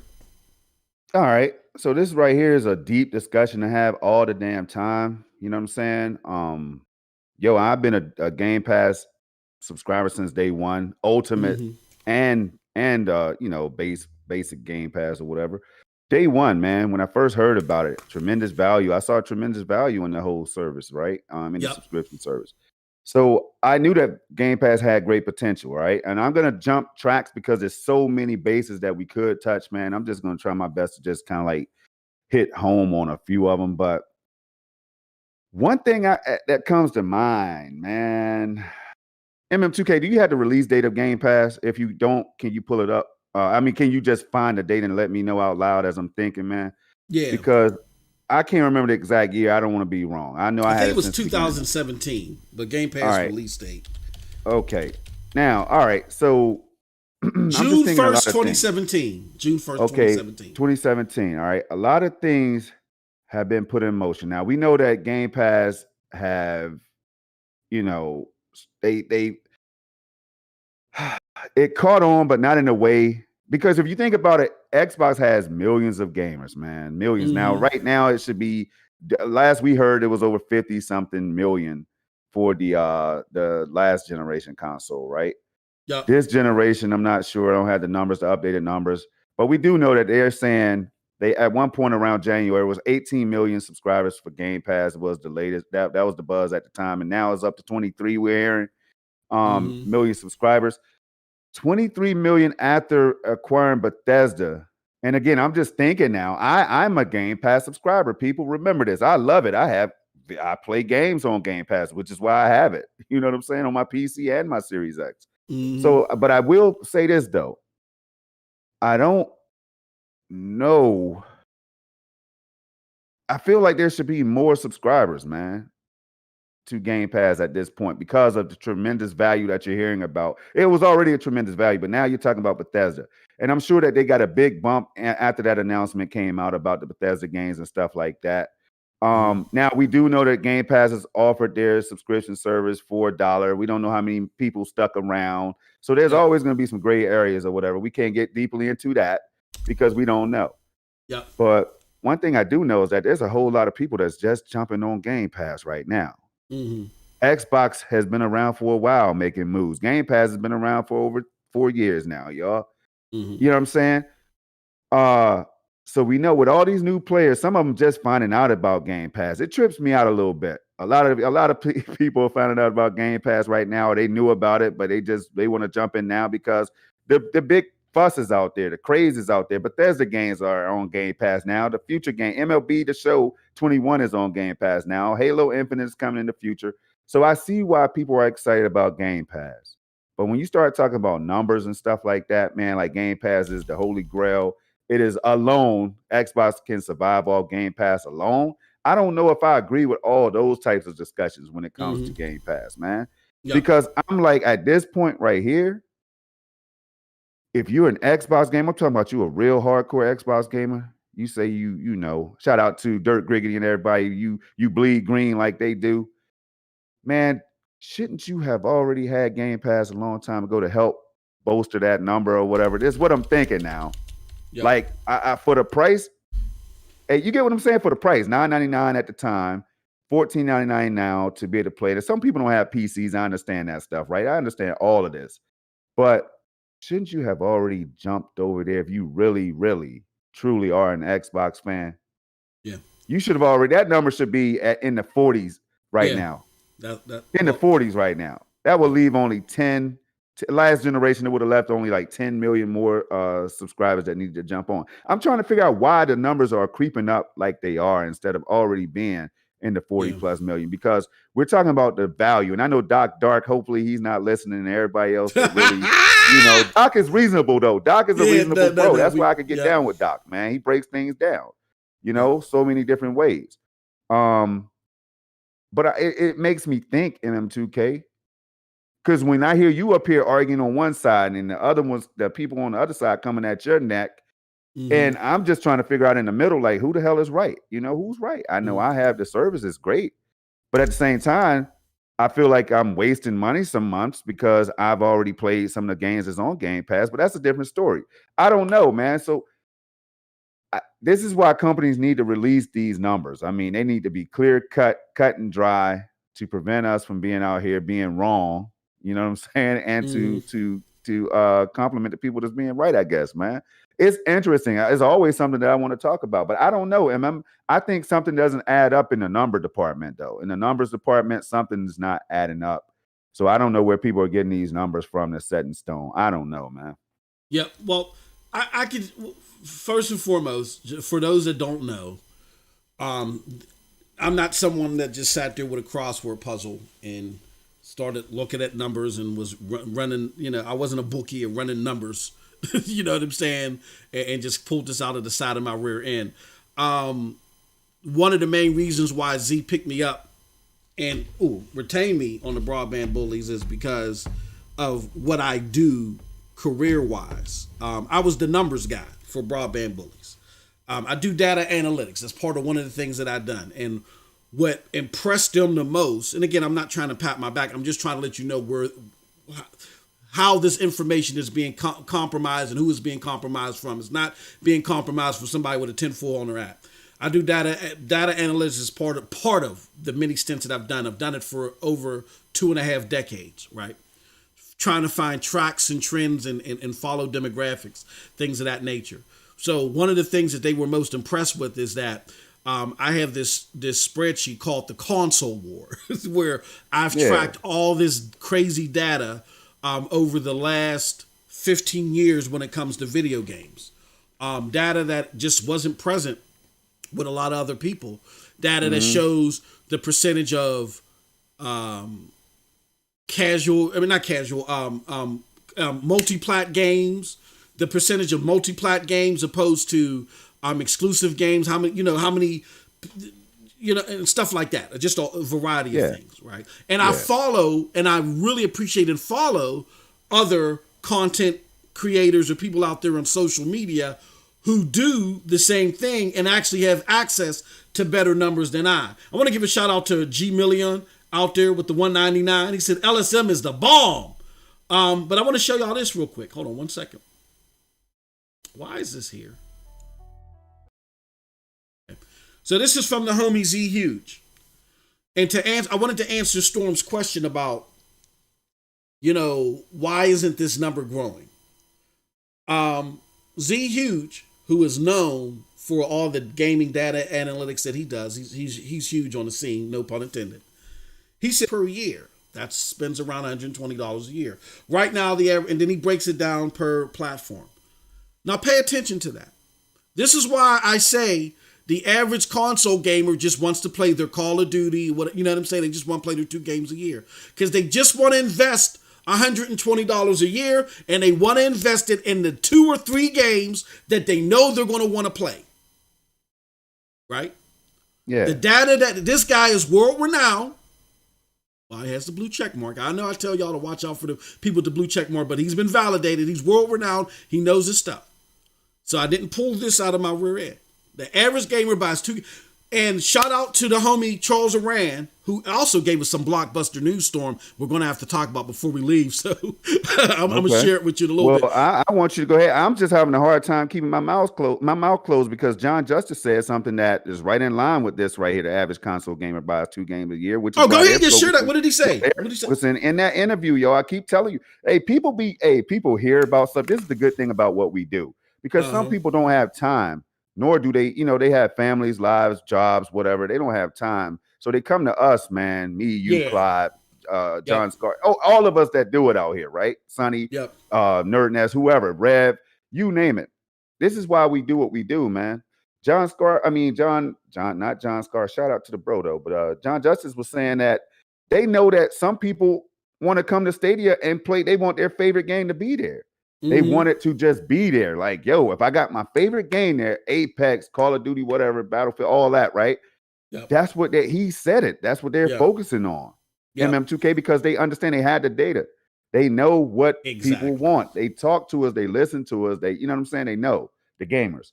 So that right there, man, just set off a fuse in my mind, man, and just exploded the left side of my cerebellum or whatever, man. And I don't know, man. I'm just thinking right now because that's crazy. 2 games per year, y'all. That's they around buy 2 games, $120 a year. Go ahead. They don't. So, and shout out to Charles. He found a study that Google had did on gaming habits, where the average gamer during COVID. Now, again, we're talking about. Now we know that the casual gamer makes up the bulk of the gaming community. There's different numbers out here. I saw Clive put out 58%. I've seen numbers where it was 90%, 90 to 95%, or casual gamers, all this stuff, right? But I think we all in unison can agree that the casual gamer, these people that make it this way, that only buy 2 games a year, but even though people like me and Storm are buying 2 games a week, you know what I'm saying? Come on, man. Like, you know what I mean? There's so many other gamers out there that are buying less that they made this average out to 2 games per year. Charles put out that Google study that showed that only one out of every 4 people that spent more money on games during COVID was a casual. Think about that. Casuals are that stubborn that even during COVID, they weren't willing to spend more than $120. They just wanted to play their Madden. They just wanted to play their FIFA, whatever the hell that was that they play, and that's that. They don't want to spend anything over 120. So when you look at these numbers, these hardcore facts, and you look at the fact that not even half of Xbox gamers right now have Game Pass, then you understand why. Even though Game Pass is marketed as a casual gamer affair, it shouldn't be looked at that way as entirety, because the average casual gamer is driving these numbers to the fact that where only the average console gamer just buys 2 games per year. They only want to spend that $120, maybe $180. So if the proposal to the average gamer is, okay, I get a lot of games for $15 a month, but you don't have my Madden, you don't have my 2K, you don't have my Call of Duty day one. So I got to spend $15 a month on top of the $120. No, I'm not with it. So that's why it's important in my mind, in my opinion. I agree with Colin Moriarty. This is what Colin had to say. Another guy with the blue check mark. I'm not pulling this stuff out of my ass, y'all. 25 plus years of data analytics, several years of following gaming trends. I get that a lot of us are new to this, and that's fine. But that's why I always say, look, enjoy what you enjoy for the entertainment purposes and the conversational pieces. But you also want to get a well-rounded, especially if you're new to this, you want to get a well-rounded view of how things work out in the mainstream. There are some great shows that'll do that, along with what you're already watching. If Broadband Bullies, we have those debates all the time there. So definitely check out Broadband Bullies. Ain't for the faint of heart, though. You know what I'm saying? There's some adult conversations happening there, but we have those conversations all the time. On the Xbox side, check out my homie Tim Dog on RDX. You can check out my homie Randolph Thor on the Xbox 2. On the PlayStation side, check out my homie Porter Rock on what's that? 60 frames and no lag. But look for Porter Rock out there.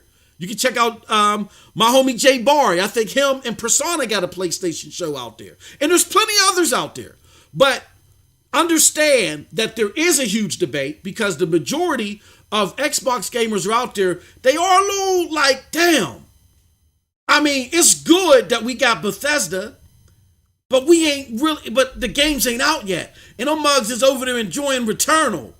Man, that sucks, man. There is a discussion out there. Like, there's a show called Game On right now that is hosting two prominent figures in the Xbox community. And they're discussing this as well. Is Game Pass solvent? So this is not stuff I'm pulling out my rear. And I just want to share this with you real quick. Colin Molinarity is speaking about this. Man. Moriarty. He's speaking about this. 25 billion by PlayStation versus Xbox 15 billion. And he's asking, Sony's most important, it says PlayStation is Sony's most important brand. Xbox is less consequential to Microsoft. And he says Game Pass has subsumed Xbox revenue to such a degree that it'll become one of only two viable streams soon. Hardware and services. The double edge will be plummeting new game revenue. Sony's revenue is broader from a combination of hardware, services, and a ton of game sales, which spawns the question. A, is Game Pass solvent right now? B, is it important for Microsoft to not put all of its eggs in just the Game Pass basket per the statistics that we just shared you? It's a good service for the people that want that type of stuff. But again, Z Hughes just showed you, well, he didn't just do this, it's been out there for a while, but he told you the average console gamer buys 2 games per year. And until Game Pass is free, until Game Pass is either free or Game Pass includes Call of Duty, the games that they buy, it's not a solution for everybody. Interesting stuff. Even with the acquisition, man, of Bethesda and all that stuff. Absolutely. Now, here's what I'm thinking right now when it comes to Stadia, because I like how you broke that down. I want to go back to Stadia land, man. Okay. Absolutely. So again, I told you what John Justice said, that, they understand at Stadia that, gamers are asking for their favorite game because they know, again, they have the numbers right there that says that gamers are not buying 20, 30 games. So what the hell is the big fuss about getting hundreds and thousands of games in the library, right? I know that's a bigger selection for gamers to choose from, but SG&E was going to be making games or whatever that was exclusive to the platform that cost millions, if not billions of dollars or whatever. I'm talking about if you factor in the whole infrastructure and everything and developing the games and all the other expenses, right? Yeah. So damn right, I'm gonna shut. All right, so listen, MM, this is what it's making me think about. I'm shutting that down. We don't want to follow that route. Yeah. You know what I'm saying? We don't want to follow Game Pass. We're not copying them. No. Exclusives, no. We want to get these third-party games is what I'm thinking in my mind, right? On this platform that people want to play, because we do know that the average gamer, console gamer, a lot of them are going to be coming to Stadia, only spend money on 2 games a year, man, or less. Some people I know they buy consoles just to play Madden, just to play 2K. That's the only thing they want to play. Call of Duty, man, for 1 game. They buy a $500 console to play 1 game. So, man, I'm just thinking about all that logic and everything, man, as you were explaining that. But that's interesting, though. I want to do this too. Oh, go ahead. Because people were wondering, MM, like, how is Game Pass going to make money? And now we all know that subscriptions, the recurring subscriptions make money. Yep. But a lot of people that I know, they cut their subscription when they realize times are hard or whatever, or they, what I'm saying? They cut subscriptions and then they might jump back in later on. So those numbers are going to be all over the place, man. Now, to Game Pass's credit, because this ain't the well, shout out to the homie Tommy. Good to see you, good brother, with the $2. He said, "What's up, bro?" Yeah, that's crazy. I'm telling you, but a lot of people didn't realize this. And again, but you got to do your due diligence. And again, I know a lot of us here have come back to the gaming scene because of Stadia, and we're trying to expand from that, which is cool, which is great. But we got to get a well-rounded look at how this really is on Main Street. Okay, we got to see how this is on Main Street. Now, what I was going to say, Storm, is that if in Game Pass's favor, Phil Spencer said something that I think will really make Game Pass very, very lucrative aspect, to where maybe this person that spends $120 a year, they might be able to, I don't know. A lot. You might be able to get people that only spend 120 a year. You might get them to really extend the wallet a little bit more. All of them, no, but you could get a large number of them. Now, let me pull up this tweet. A good number of games is going to take advantage of sales and stuff like that. We all know that. If a game is on sale, you haven't played it yet, you haven't beaten it, should I subscribe to Gamepass where I know I had to kick out this much money per year, or buy this game at $12.99? You know what I'm saying? Mm-hmm. I mean, yeah. And here's the thing, too, that people got to think of, but that's where I get Colin Moriarty's problem with focusing so much on Game Pass only, is that you get a lot of people that are stubborn, and that's why I say there are estimates of 2 games a year, but there's people that will buy 2 to 3 games a year, 2 to 4 games a year, right? But that's just the average. When you average it all out, it comes to 2 games a year, but you get a variety. The people that are willing to buy 2 or 4 games a year are those that might buy an extra game or 2 a year, but like, they might like say, ooh, well, this God of War looks dope. Let's hop on this God of War. You see what I'm saying? And they'll hop on that. You know what I'm saying? They'll go outside of the box. The average gamer don't go outside of the box. But I want to share something with y'all. This is a story, a follow-up to a story from Phil Spencer. His goal is to release 4 or 5 AAA games every year on Xbox. Now, if you crunch the numbers, the average game, this answers the solvency question. Right now, is Xbox solvent or Xbox Game Pass solvent? Probably not. A lot of people are coming to the realization that, hey, look, we had so many dollar deals out there. We're shelling out so much money. We're just trying to build the infrastructure. So it's not solvent right now, but that's okay. Just like Disney. When they first launched Disney Plus, they said that we're going to lose $1 billion at first to launch Disney Plus. It'll be worth it. It's $1 billion investment. So even though Xbox Game Pass isn't solvent now, it doesn't matter. In 2023, I think Xbox will be able to do this. Release 4 to 5 AAA games every year on Xbox. Now, if you think about that, the average AAA game storm costs around 100 to 150 million to market and promote, and those are generous numbers. To market, promote, and develop. We're going to say $150 million. Yeah. That's on the generous side, being that we hear that Halo, the next Halo, is 500 million just to develop. But we don't know if that's true or not. So we're going to stick with 150 million. Mm-hmm. If Xbox releases 4 of those a year, that's $600 million that they spend on AAA games. But if they can get 45 million people, let's do the math real quick. If they can get 45 million people to stay on Game Pass every month for a whole year, that's $180 per person, right? Let's do the math. Let's get 45 million. Y'all can't see it, unfortunately. I'm sorry. Times 180.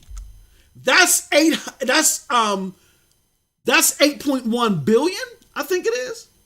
Gotta be. So you see how they could be making a lot of money off of this eventually. So to answer the question, is it solvent now? No.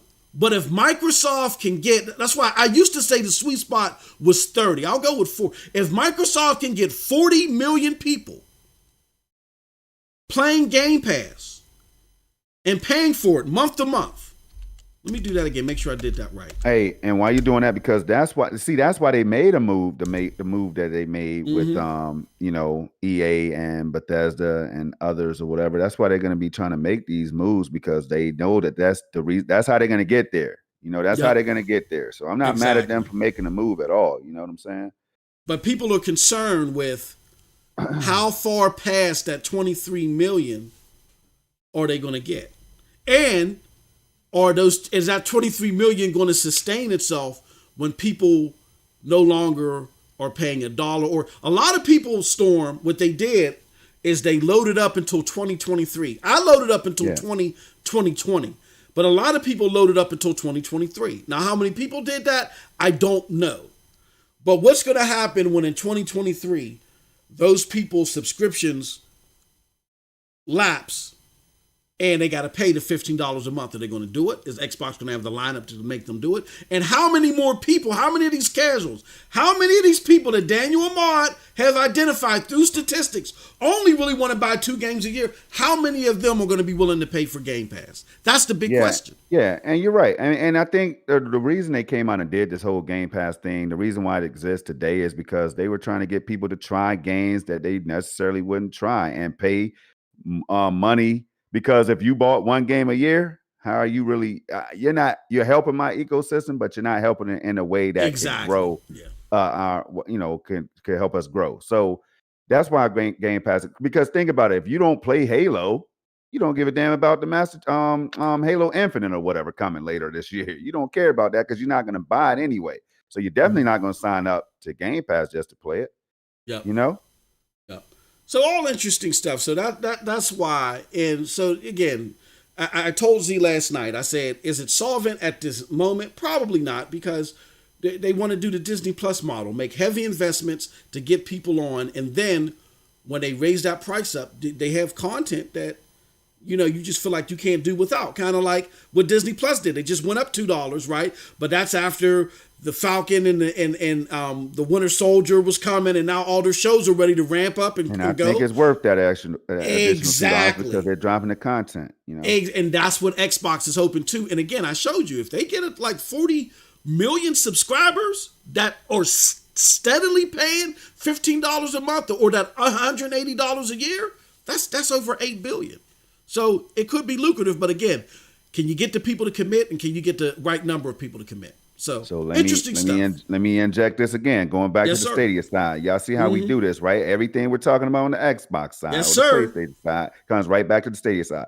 So John Justice also said, MM2K, that they hear that most gamers want, again, certain games, right? And also a subscription service. Like they're focusing on the subscription side of things. Yeah. Now they don't necessarily have to take a Game Pass approach, but they could bump up. I'll say this right here: if they bumped up my Pro fee to $15 a month, but they're giving me time exclusivity deals and stuff like that, or additional content, like Tommy is saying. I think somebody was saying in the it wasn't. No, it might have been Junior. It was Junior Thanos. He said, this is why studios put resources and money into games like FIFA or Warzone, which have DLC that people will pay for, loot boxes and stuff like that, right? I know some people are against that idea, but if Stadia can figure out a model like that where they can, warrant that additional cost or whatever, man, I'll be cool with that. That's what these companies do. But right now, it is $9.99 US because they know that they're not there yet. They're just starting out. So it's crazy. I like the discussion, though.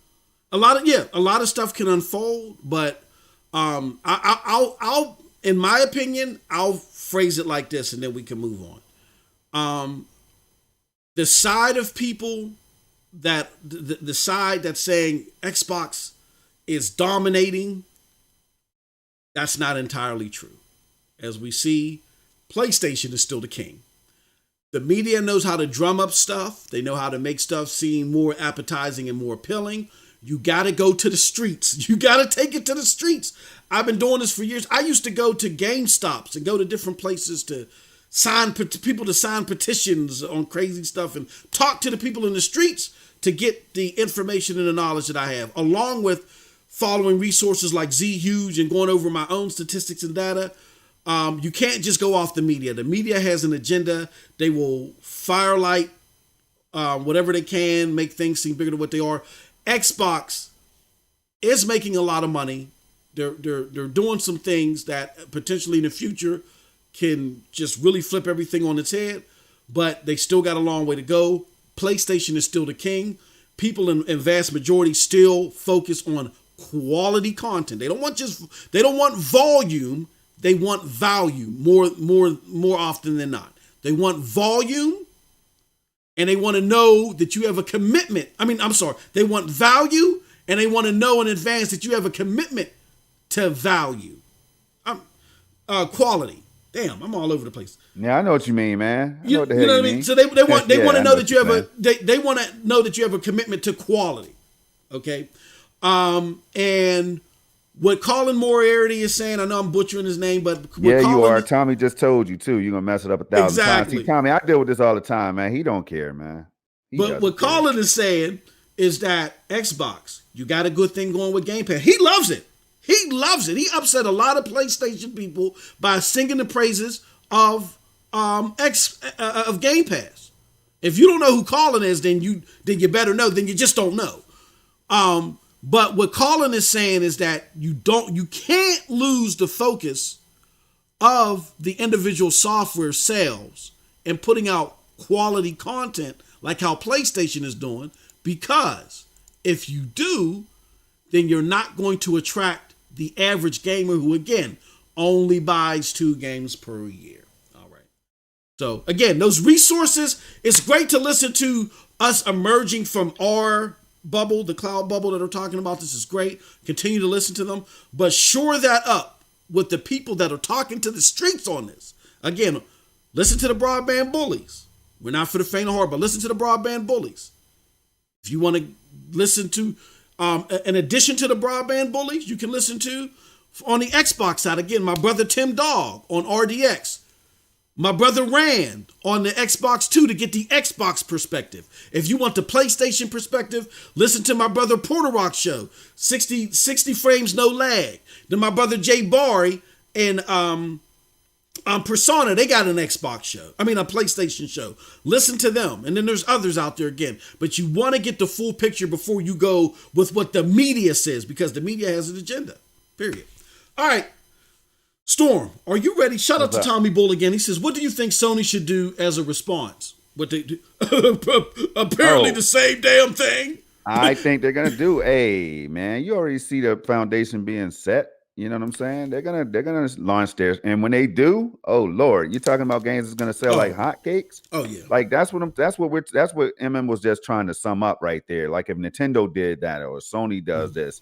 With their exclusive library and oh man, it's crazy. It's gonna be crazy. They're gonna do it, Tommy. They're gonna do it. They're gonna do it, Tommy. Look, they're gonna do it. They're letting Microsoft take the arrows for it, like how Amazon is letting Google take the arrows for it. And after they take the arrows for it, and the time is right for them, mindshare wise, they'll have their own version. But I think PlayStation can continue on its path right now, and they'll be all right. You know what I'm saying? So they could put a major dent in Microsoft's game and Xbox's plans, though, if they came out with decades of our finest exclusives right here. Oh my Lord. Yeah. For the same price of Game Pass, cut it out. Don't even make me start thinking about that, y'all. Go ahead, man. Let's go. The only reason why if you just joining in, you hearing us talk about Xbox and PlayStation, all that. Remember, this is the SML podcast, Storm Remote's live. We will talk about other things and how they correlate to cloud gaming as well. Just keep that in mind. Absolutely. All right, Storm. Well, I almost forgot. Just like last week, Skype line is open. Charles Oren and the phone lines. Yeah, man. We got the Skype line is open. If you want to call in, it's 724-739-3612. 724. Let me pull it up real quick. My bad, y'all. My bad. Hey, I'm glad last time it was on me. This time 724-739-3612. Or if you want to leave us a yapper, I'm going to put it in the chat right now. During the last 10 minutes, call in. If you want to engage on any of these content, or you got a comment for anything we spoke about, let us know. All right. Oh, wow. Well, here we go. We already got a phone call.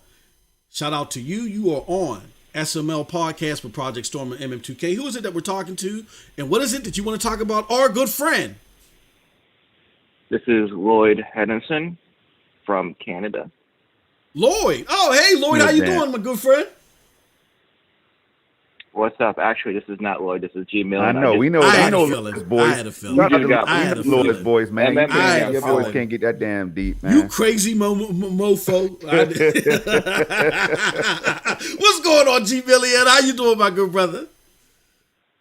Good. Listen, man. Game Pass and Xbox is just a drop in the bucket to Microsoft. Mm-hmm. They have a bunch of other services that making them money. Mm-hmm. and they could just let they could just let Xbox lose money for a while, and they wouldn't even care. Exactly. No, that is true. So, that is true. Yep, absolutely. That's why Satya wrote the big ass checks. So they can definitely do that. yeah, exactly. Yep. Yeah, the Bethesda acquisition already got paid back through Azure. Mm-hmm. Oh yeah. So they could afford to lose all that money. However, on the PlayStation side, they can't because it seems like PlayStation's keeping Sony afloat. Yeah. Because when the PS3 launched, Sony was in a bad place. They had to sell a bunch of their other branches just to keep them afloat. Yep. Because PlayStation lost them a lot of money. Yep. Yeah. Absolutely right. They were selling lampshades and that. We joke about that on Broadband Bullies all the time. G-Billy, they were selling lampshades and the food in the refrigerator in the PlayStation 3 era. Exactly. Yeah. And I'm surprised they still even have their TV branch. Yeah. I don't even know if they have their computer branch anymore. I know they got out of the cell phone business and some other businesses that they have. But, man, if PlayStation fails, I don't know if Sony could be around much longer. Yeah. No, everything is surprisingly enough. And somebody, a fellow Broadband Bully, the real Maslin, shout out to him. He's connected with the investment side of them. So me and him would like compare numbers all the time. You would be surprised, G Million, what the second largest sector in Sony is right now. Take a guess. And what is that? Insurances. They do a lot of insurance. They supply a lot of insurance. Now, I don't know if that's still true today in 2021, but I remember when me and Mass was having this conversation, I think 2019 it was, that the second largest business sector for them was insurances. I said, what? Well, like, what kind of insurances? I can't remember. I think I can't remember. That just lost me. Okay. Yeah, but yeah, so Sony's in a peculiar space as far as, like, if PlayStation does bad, they're going to be in a bad way. You know what I'm saying? They don't have as many avenues as Microsoft has. But when you look at just the gaming division, it seems like that. And it got to be that way, G Million, because, like you just said, PlayStation is their bread and butter. It just seems like that Sony's PlayStation has a lot more staples right now and a lot more pillars. Successful pillars, right, than what Xbox has at the moment.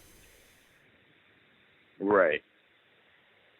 Interesting stuff. Yeah, I see what you guys mean, and it's just gonna be an interesting place right now. We're gonna have to see what Microsoft is gonna be doing. Yep.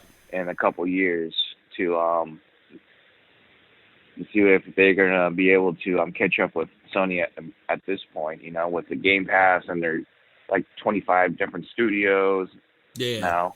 Yep. So, however, Sony has the better games, no doubts about that. But however, Microsoft has the quantity and Sony has the quality.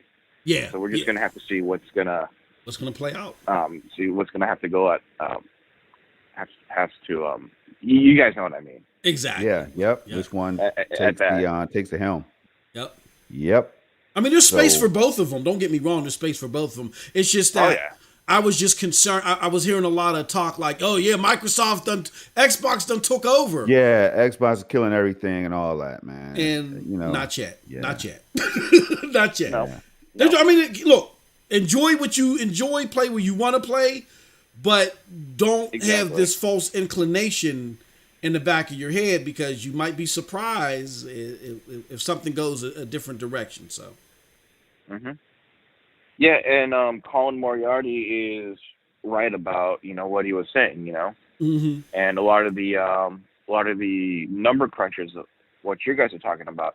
There are a lot of people that are only buying 1 or 2 games a year. Like my older brother, he has 2 kids, wife, and a dog, and he only buys Call of Duty once a year if there's a zombies mode. Yep. And I was surprised he actually bought a Tony Hawk game. Yeah, my best friend buys Madden and 2K, Yeah, and guess yeah, what? He plays Madden most of the time. 2K pisses him off. He stops exactly. playing that during mid-season or whatever. Hmm. I try to get my cousin Yeah. who used to play games with me growing up. All try to get him to play other games. All he plays is Call of Duty. All he plays is Call of Duty. Yeah, we all know gamers like that, so we can definitely say that that's a real thing out there, But Yeah.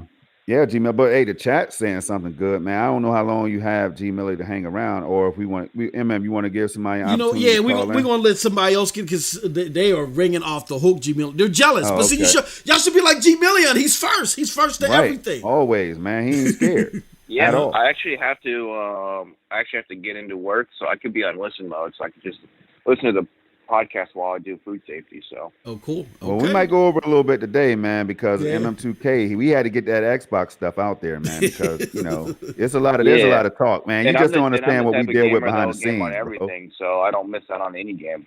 Yeah, Oh, yeah. absolutely, absolutely. Yeah, if you can do that, definitely, that's always the best way to go. If you can do Yeah. it. Yep. Yeah, exactly. All right, I'll let the next person get in. I'm pretty sure a lot of people are trying to get in, so I'll talk to you guys later. All right. All right, Thank you, G. G-Million. Check him out All on right, YouTube, y'all. You know what I'm Absolutely, saying? Just man. made some nice judgment content the other day. Yes, yes. Check that out. But so yeah. Jay Smith, real quick. I want to highlight a couple things, man. Jay Smith said real quick, the subscriptions aren't enough to keep the funding coming in for Xbox, right? Then Gandara said, two key things. Microsoft was on the brink of closing the Xbox division a few years ago. If Xbox messes up one more time, it's the chopping block for them.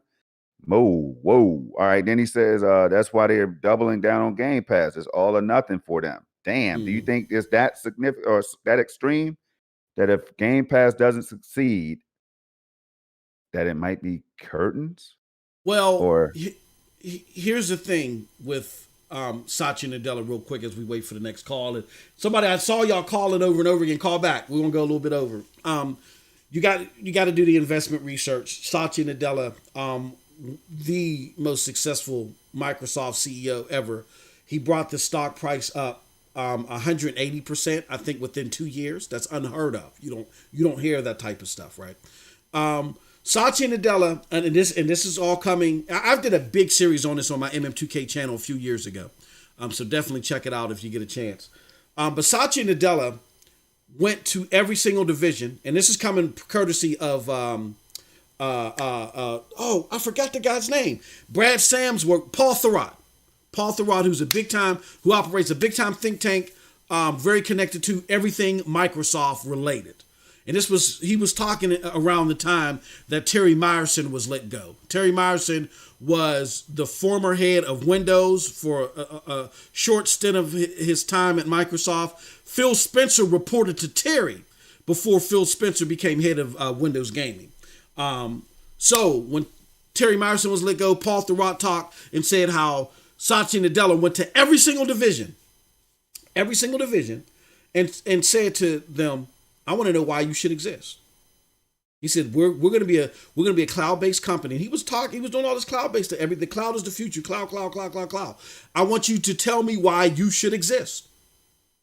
And I was familiar with that because our company had just went through a big merger, and our new division manager did the exact same thing with all of us, including me.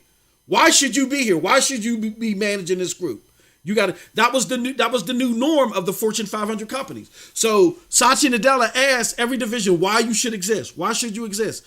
Tell me how you're going to be instrumental to our new cloud infrastructure, right? And that's how Game Pass was born. Game Pass was born because it was Satya Nadella's idea. And Phil Spencer helped facilitate it. So Satya Nadella is all about the cloud. Everything that is cloud related, yes, is at the staple of what Microsoft does, and he's going to work hard to make it work. But if they can't get Game Pass to bring in more revenue than their competitors, at least PlayStation, over the long haul, and B, they can't get it to catapult them to the 1 billion gamers that they always bring up, then yes, you could expect for Satya Nadella to have a calibration of thoughts, because what Satya doesn't want to do is he don't want to put out boxes anymore in order to get game revenue. He's tired. He doesn't like the fact that you got to invest all this money. You lose money on every console that you sell, and then you got to rely on the software to give you that money back. He doesn't like that idea. So why not just operate from the cloud, create servers and stuff like that? To him, that's a more fathomable business model. So yes, there is a lot of responsibility on the shoulders of Xbox. On Gamepass. And that's because of Satya Nadella. So Satya Nadella is going to see this through, I believe. I don't think Phil Spencer or Xbox is in trouble if this don't come to fruition or in a year or two. I think over several years, if they can't catch up to PlayStation and they don't jump springboard to the next billion gamers, then it's going to be a problem. Yeah. Well, we got Crow Resin right here said, once cloud gaming takes off, Xbox and Sony won't even matter. People will just subscribe to both and the console wars will hopefully end. Man, I know exactly what he's thinking right there because I feel the same exact way. They all could coexist is what I've been saying for a whole long time. Let me do this. While we're waiting for the next call, here goes the crazy news of the day, Storm. You ready for it, brother? Go ahead. Shout out to my brother, Charles Aran. Bada boom, bada bing. I want to also shout out Original Penguin, Adam. He has a tweet after this. He says, that's next week. This week on Stadia is due. And what is he pointing to, Storm? He's pointing to the fact that Tom Clancy's Rainbow Six Siege just got rated for Stadia. Now, some people are going to say finally, but go ahead. I got a big thought on that. He says, Rainbow Six Siege in a tweet says, we scoured the earth looking for salvation. May 4th, 2021. And that's what Original Penguin was talking about. So, I don't know, man. He could be on to something. That's why I said in my video, Storm, I want to get your thoughts on this. That's why I said in my video, it might not be Ark. I know a lot of people thought that the game was Ark. The pro game was Ark coming next week, but it might not be. What are your thoughts on this? Let me tell you something, man. This MM2K, you're approaching the summer. The summer is hot. You hear what I'm saying? Stop thinking small, man. Yes. Think all. That's bars right there. Hold on. Let me spit something, man. Hey, yo. When I pick up my controller, you know what I'm saying? Now, I ain't going to go into it right now, yo. I was going to spit some bars off of that one right there. Spit some bars off that one, man. Hey, check this out, man. You're thinking too small when it comes to Stadia and what's possible and stuff. Rainbow Six, man, we know Siege is a game that people have been talking about for a long time. It should be here. It is one of the most played games of its kind, right? And they just announced like some big ass expansion that's going to be happening at some point, right? So that would be a perfect game to bring on over here. People want to play it. Stadia, John Justice and Stadia have been saying, damn it, we hear you. We're going to get the games to you. Just shut the hell up. I promise they're coming. We talk about 400 and some developers that want to put their games on the platform. We keep telling y'all 400 developers and publishers, right? Or a combination of the two want their games on Stadia, and we want them on Stadia too. We're just trying to help them get the games on Stadia that y'all want to play, like Rainbow Six Siege and others. Now, it's going to happen. It should happen in May. Resident Evil's happening in May. I mean, Ark is coming eventually. You know what I'm saying? You have some other surprises, I'm sure, like 2 EA games that was promised that's coming sometime this year or whatever, or whenever they come. Man, I'm trying to tell y'all right now, get ready for the hottest summer that we've seen. And there's only one summer before this one. But look, y'all, I think big. I don't think small. Big things about to happen, man. So look out for that. There might be something with that MM2K. Yep. It's not gonna shock me. I'll be on it day one. I'll tell you that right there, ready to squad up with anybody that wants to play. I can dig it. So I guess the other person got call shy. They didn't want to call in. That's okay. But yeah, shout out to Original Penguin for that one. I think Storm, we can wrap up then. Yeah. Hell of a show, man. A lot of support. Thank y'all so much for coming through. We had to go over, man, to cover all this stuff. But yeah. Hey, wait a minute, real quick. I was playing Floor Kids. I forgot to tell y'all. I played Floor Kids before the stream Go ahead, started. brother. Game is fun as hell, y'all. Fun as hell. Floor Kids is Man, I'm telling you right now, try the game. That's why you could just click on it and try. You don't have to worry about downloading and wasting your time. Try Floor Kids today. It's fun as hell. I'm telling you, it's gonna make you laugh. It's gonna make you smile, especially if you are into the breakdancing or hip hop culture or whatever. You might appreciate that one for real. Even if you're not, try it out. Yeah. Trying 4, beautiful as hell, man. So I just wanted to Mm. put that out there. And Hotline Miami was a lot of fun, but I think I'll play a lot of Trying 4 and Floor Kids more so than Hotline Miami, but I could be wrong. Look, that's the beauty of Stadia is that, if you can't get access to a console, a next gen console, or B, you just want to be able to have a little bit more flexibility, a lot less friction with your gaming, here you go. Just go to stadia.com, sign up for a free trial of Pro, or don't. Go play some of the free games. Go play the Resident Evil 8 demo tonight. Don't forget about that, y'all. Ooh. Resident Evil 8 demo is coming out tonight. Oh, we ran our mouth too much. We should have heavily emphasized that, but that's all right. Me and Rev, we'll catch that tomorrow. Yeah, get it because it's going to be out there till the 9th. I know. Let me look it up and see if I can find a link real quick. Resident Evil. Oh man. 8 Stadia demo. That's huge. I'm telling you, I'm gonna blow my damn PC up streaming that one right there. I'm telling y'all, this is about to get some time. An hour, 2 hours. I don't know. I might do an hour gameplay, hour recap. I don't know, y'all, but I'm jumping into it. Pre-order on Stadia about the game. Oh, they don't have a link to the what's it called right now. Here, I'm gonna put this out here because maybe they'll add it in a little bit when it goes live. I'm gonna put this out here in the chat.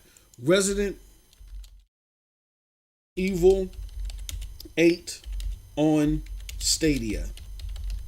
Damn. Pin this link, y'all. Pin this link because what's going to happen possibly is because what they do a lot of times is when there's demos out there, they'll put a link or a button for you to access the demo and play it. Play it from your browser. Play it from your phone for free. All you got to do is merge your Gmail account. Or no. Let me say this again, Storm. Follow me, y'all. All you got to do is merge a Gmail account. You got me? You feel me? Merge a Gmail account. Yeah. Play the game. That's what's so great about Stadia. Don't fall into this hoopla with the media and whoever that never touched it. Just play the damn platform and experience it for yourself, and you'll get why we're so excited about it. And it doesn't have to be your main way to play. Shout out to Dr. Oak 1985. He says, look, as far as I'm concerned, my Xbox Series X is my premier experience, but man, Stadia is so great when I'm on the go or just to try certain things that maybe actually I get a better experience out of than my Xbox Series X. You know, the times here and there where that happens. Stadia is a great platform to have as a secondary way to play. Just try it out. It's not going to hurt you. Villages won't burn down. Babies won't get stolen. Just give it a shot. That's all. Storm, any closing thoughts before we get up out of here, brother? Nope. Everybody just get your game time, man. Today it's a beautiful weekend where I am right now. Hopefully the sun is shining where you are too. If not, you still can play these damn games, so there's no excuses. Yo, until the next one, y'all. Hey.